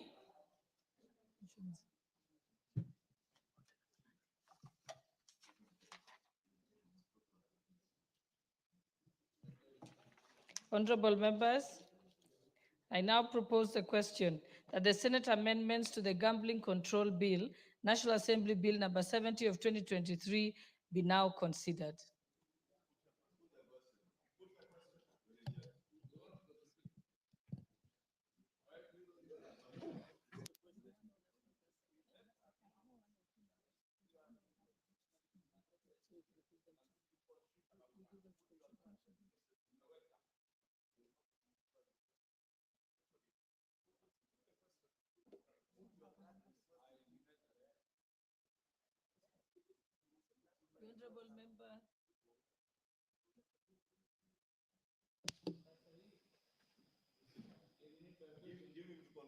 Yes, I'm trying to give him the mic. Yes, there you have the mic. Thank you, Madam Speaker. Inasmuch as I'm loyal to the leader of majority, they have been given constitutional opportunity to quite often speak, whereas the ordinary members have to struggle to catch the speaker's eye, Madam Speaker. And I think it's a rare opportunity. That's why I've been adamant. I should at least say something so that people of Wajir North can hear their member of parliament. I may not speak with wisdom, at least I pronounce myself. Madam Speaker, it is clear, it's a simple, straightforward motion, but we can only legislate or argue out issues where there is ambiguity. In as much as there is clarity in the law, in plain English, I don't see why the Senate or the two houses are always in a tussle to fight over their mandate. I don't know why the Senate looks so desperate to interfere on the mandate of the National Assembly. They carry themselves as the upper house when indeed they are not. There's nothing in a name. We can even call them by that name. But surely they can only be so in executing their role as stipulated in the Constitution. Madam Speaker, I was just casually, in a very quick way, running through Article 96 on the role of the Senate. And they have nothing to do on the matters in the motion. From 96, 1, 2, 3, it's all limited to county matters. The interest of counties, matters affecting the counties, protecting the county government. The National Assembly is within the purview of the National Assembly, the national government functions. So, Madam Speaker, I wonder, you are a senior, a legal mind. I can't really understand why the Senate, since 2010, we are over, it is how many decades of this Constitution, why they can't come to terms to understand their role, why there should be duplication, why they should have committees on security, committees on every aspect, when indeed their role is so limited in Article 96, 1, 2, 3, and 4 only. So explicit. So mine is to ask the leadership of this House, can we come together and really know and tell each other the roles as they are in the Constitution? So without much ado, I think that is sufficient for me to be heard, Madam Speaker. Mine is to agree with the leader of majority and Honorable Karoli. They have contravened the constitution when they really know what they were doing is in contravention of the constitution. It is a deliberate attempt to do so. And the work of the National Assembly is protected, preserved in the constitution. And that shall remain so until we amend the constitution. With those few contributions, I say thank you, Madam Speaker. Thank you. The Honorable Member for Gishugu, Honorable Gishumu Gidinji. Honorable Nyukali, you're next. So you hold on. Thank you, Honorable Speaker. I think I support the motion that we delete and all the amendments that have been done by the Senate because they have overstepped their mandate as per the Constitution. Under Article 96, Senate is there to protect the interests of the counties. And I believe it should also follow that they should also be oversighting matters that relate to the counties. Sometimes we find it very contradicting that the National Assembly, which has the mandate to oversight the National Assembly, the national government operations and functions under the ministries, we have parallel committees of the National Assembly and the Senate, and which might come out with the different conclusions or even outcomes. So it is very, I think Senate should not be provoking the National Assembly and inviting them to discuss these things. We are all members of parliament, but the parliament has two levels and the roles are specifically being specified in the constitution. So let Senate do their work, let the National Assembly do their work, and it's also very clear that the Senate cannot initiate bills which deal with the money. So this is an area that I don't need to belabor, but I think a decision has to be made by this House in conjunction with the Senate so that we can clearly define our mandates and avoid overlapping roles of the Senate and the National Assembly. Thank you, Honorable Speaker, for the opportunity, and I support. Let me give Honorable Nikal, member for Seme. He was the last one. Thank you, Madam Speaker. I rise to agree with the committee, but I want to raise a very fundamental issue. The committee has stated that some of the amendments that we're rejecting are actually unconstitutional, and they seem to agree with that with references. Madam Speaker, what it raises is the process that goes on in the Senate when they're processing. How can something unconstitutional actually go through with the clerk sitting there, going through and being, how did that happen? I think that is the issue, that if we find that they're unconstitutional, that should be addressed, maybe at a higher level. To me, that is a bigger concern than even the fact that there's no agreement. Thank you, Madam Speaker. Honorable members.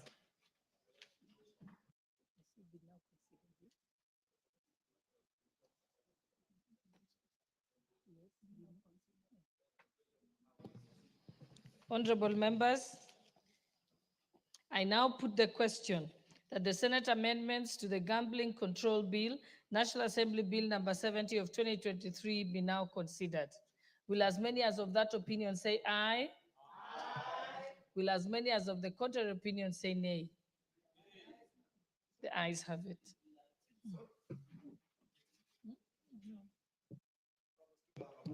Yes, I think honorable members. Let me put the question afresh.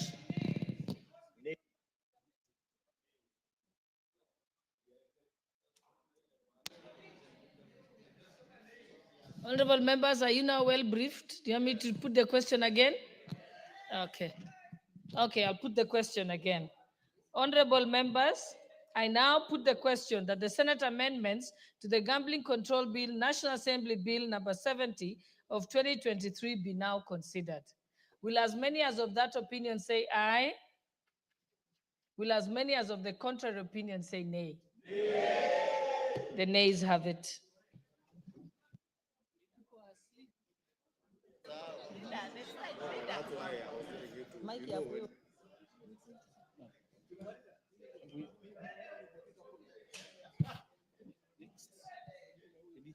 She needs to say. Next to next order. Yes. Yeah. Yeah, we have chain up. Chain is there.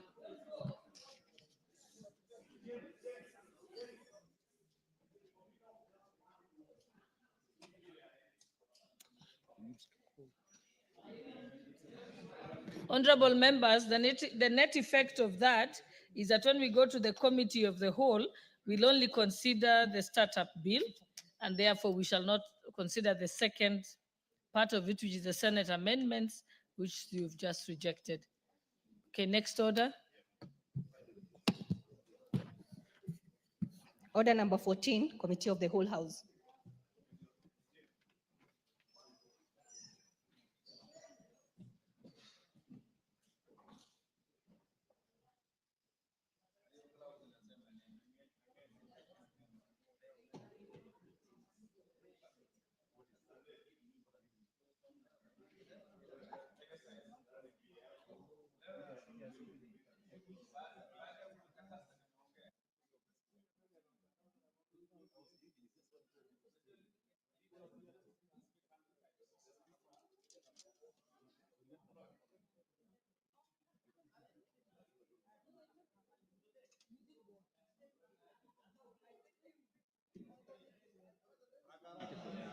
I don't know what's going on. What am I supposed to do?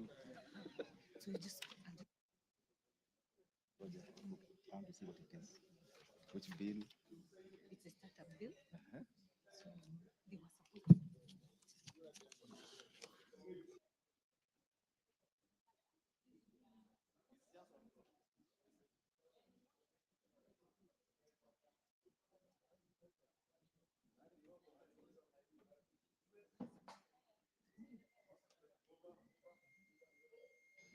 Honorable members, this will take a minute or so. You remember in the morning we had the committee of the whole on the startup bill. Members, we did so well on this in the morning. So we were just recommitting a single clause, and that is clause number 9, which in the morning was negative when it was supposed to be positive. All members, Honorable Fatuma, you can't sit down. I'm sorry. So I hope that you've heard the explanation I've made, that in the morning, we negatived a clause which was recommitted, and this is clause 9 of the startup bill. Go ahead. Clause 9.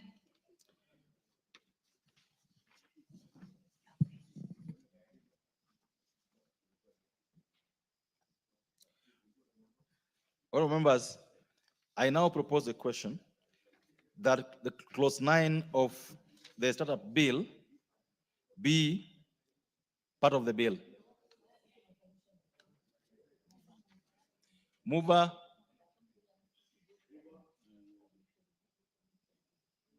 The member for Waldai.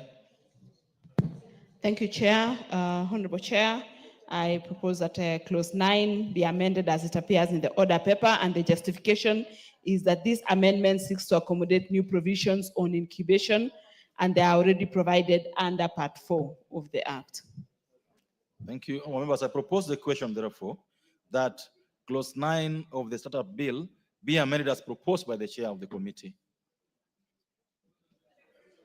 Members, I put the question that clause 9 be amended as proposed, and that means clause 9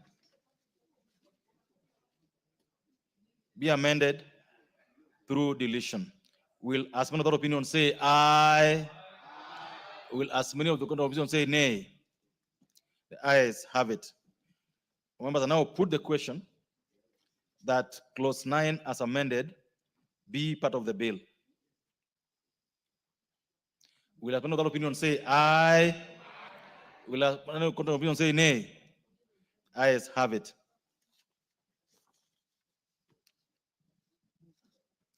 Mover. Thank you, Honorable Chairperson.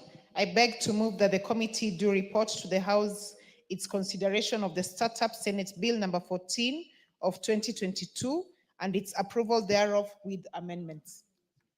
Thank you. All members, I therefore put the question, which is that the committee do report to the House its consideration of the Startup Bill, Senate Amendment Bill number 14 of 2022, and its approval thereof with amendments. Will as many other opinion say aye? Will as many other opinion say nay? Ayes have it.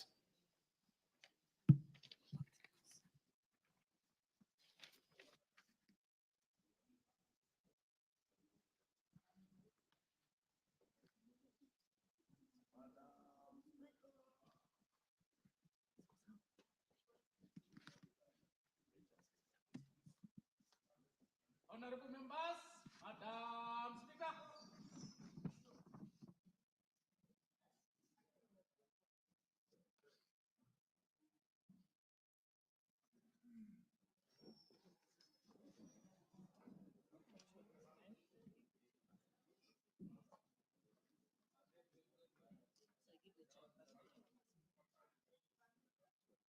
Okay, Chairperson, you may move the report. Honorable Speaker, I beg to report that the Committee of the Whole House has considered the Startup Bill, Senate Bill number 14 of 2022, and approved the same with amendments. Okay, mover. Honorable Mayaka. Honorable Speaker, I beg to move that the Startup Bill, Senate Bill number 14 of 2022, be now read a third time, and I also request the Honorable Marianne Kaitani to second.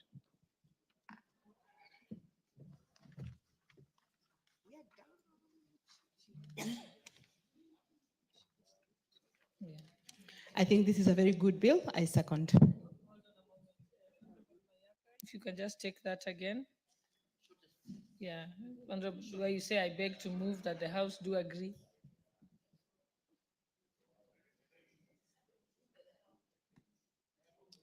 After the chairpersons.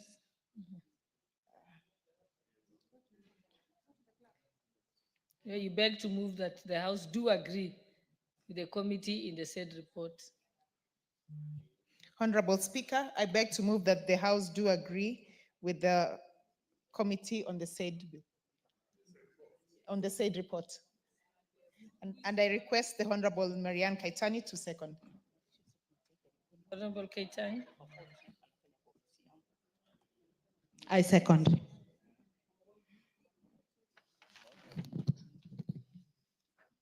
Honorable members, I propose the question that the House do agree with the committee in the said report. Honorable members.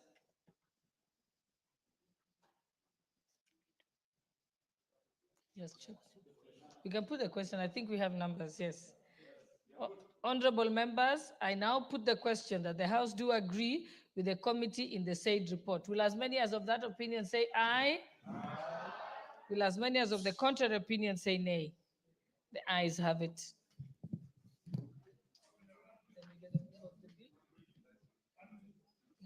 Honorable Mayaka, mover of the bill. You can Honorable move it third reading, yes. Okay. Honorable Speaker, I beg to move that the Startup Senate Bill number 14 of 2022 be now read a third time, and I also request the Honorable Alice Nganga to second. Honorable Speaker, I second. Honorable members, I propose the question that the Startup Senate Bill number 14 of 2022 be now read a third time. And now put the question. Honorable members, I therefore put the question, which is that the Startup Senate Bill number 14 of 2022 be now read a third time. Will as many as of that opinion say aye? Aye.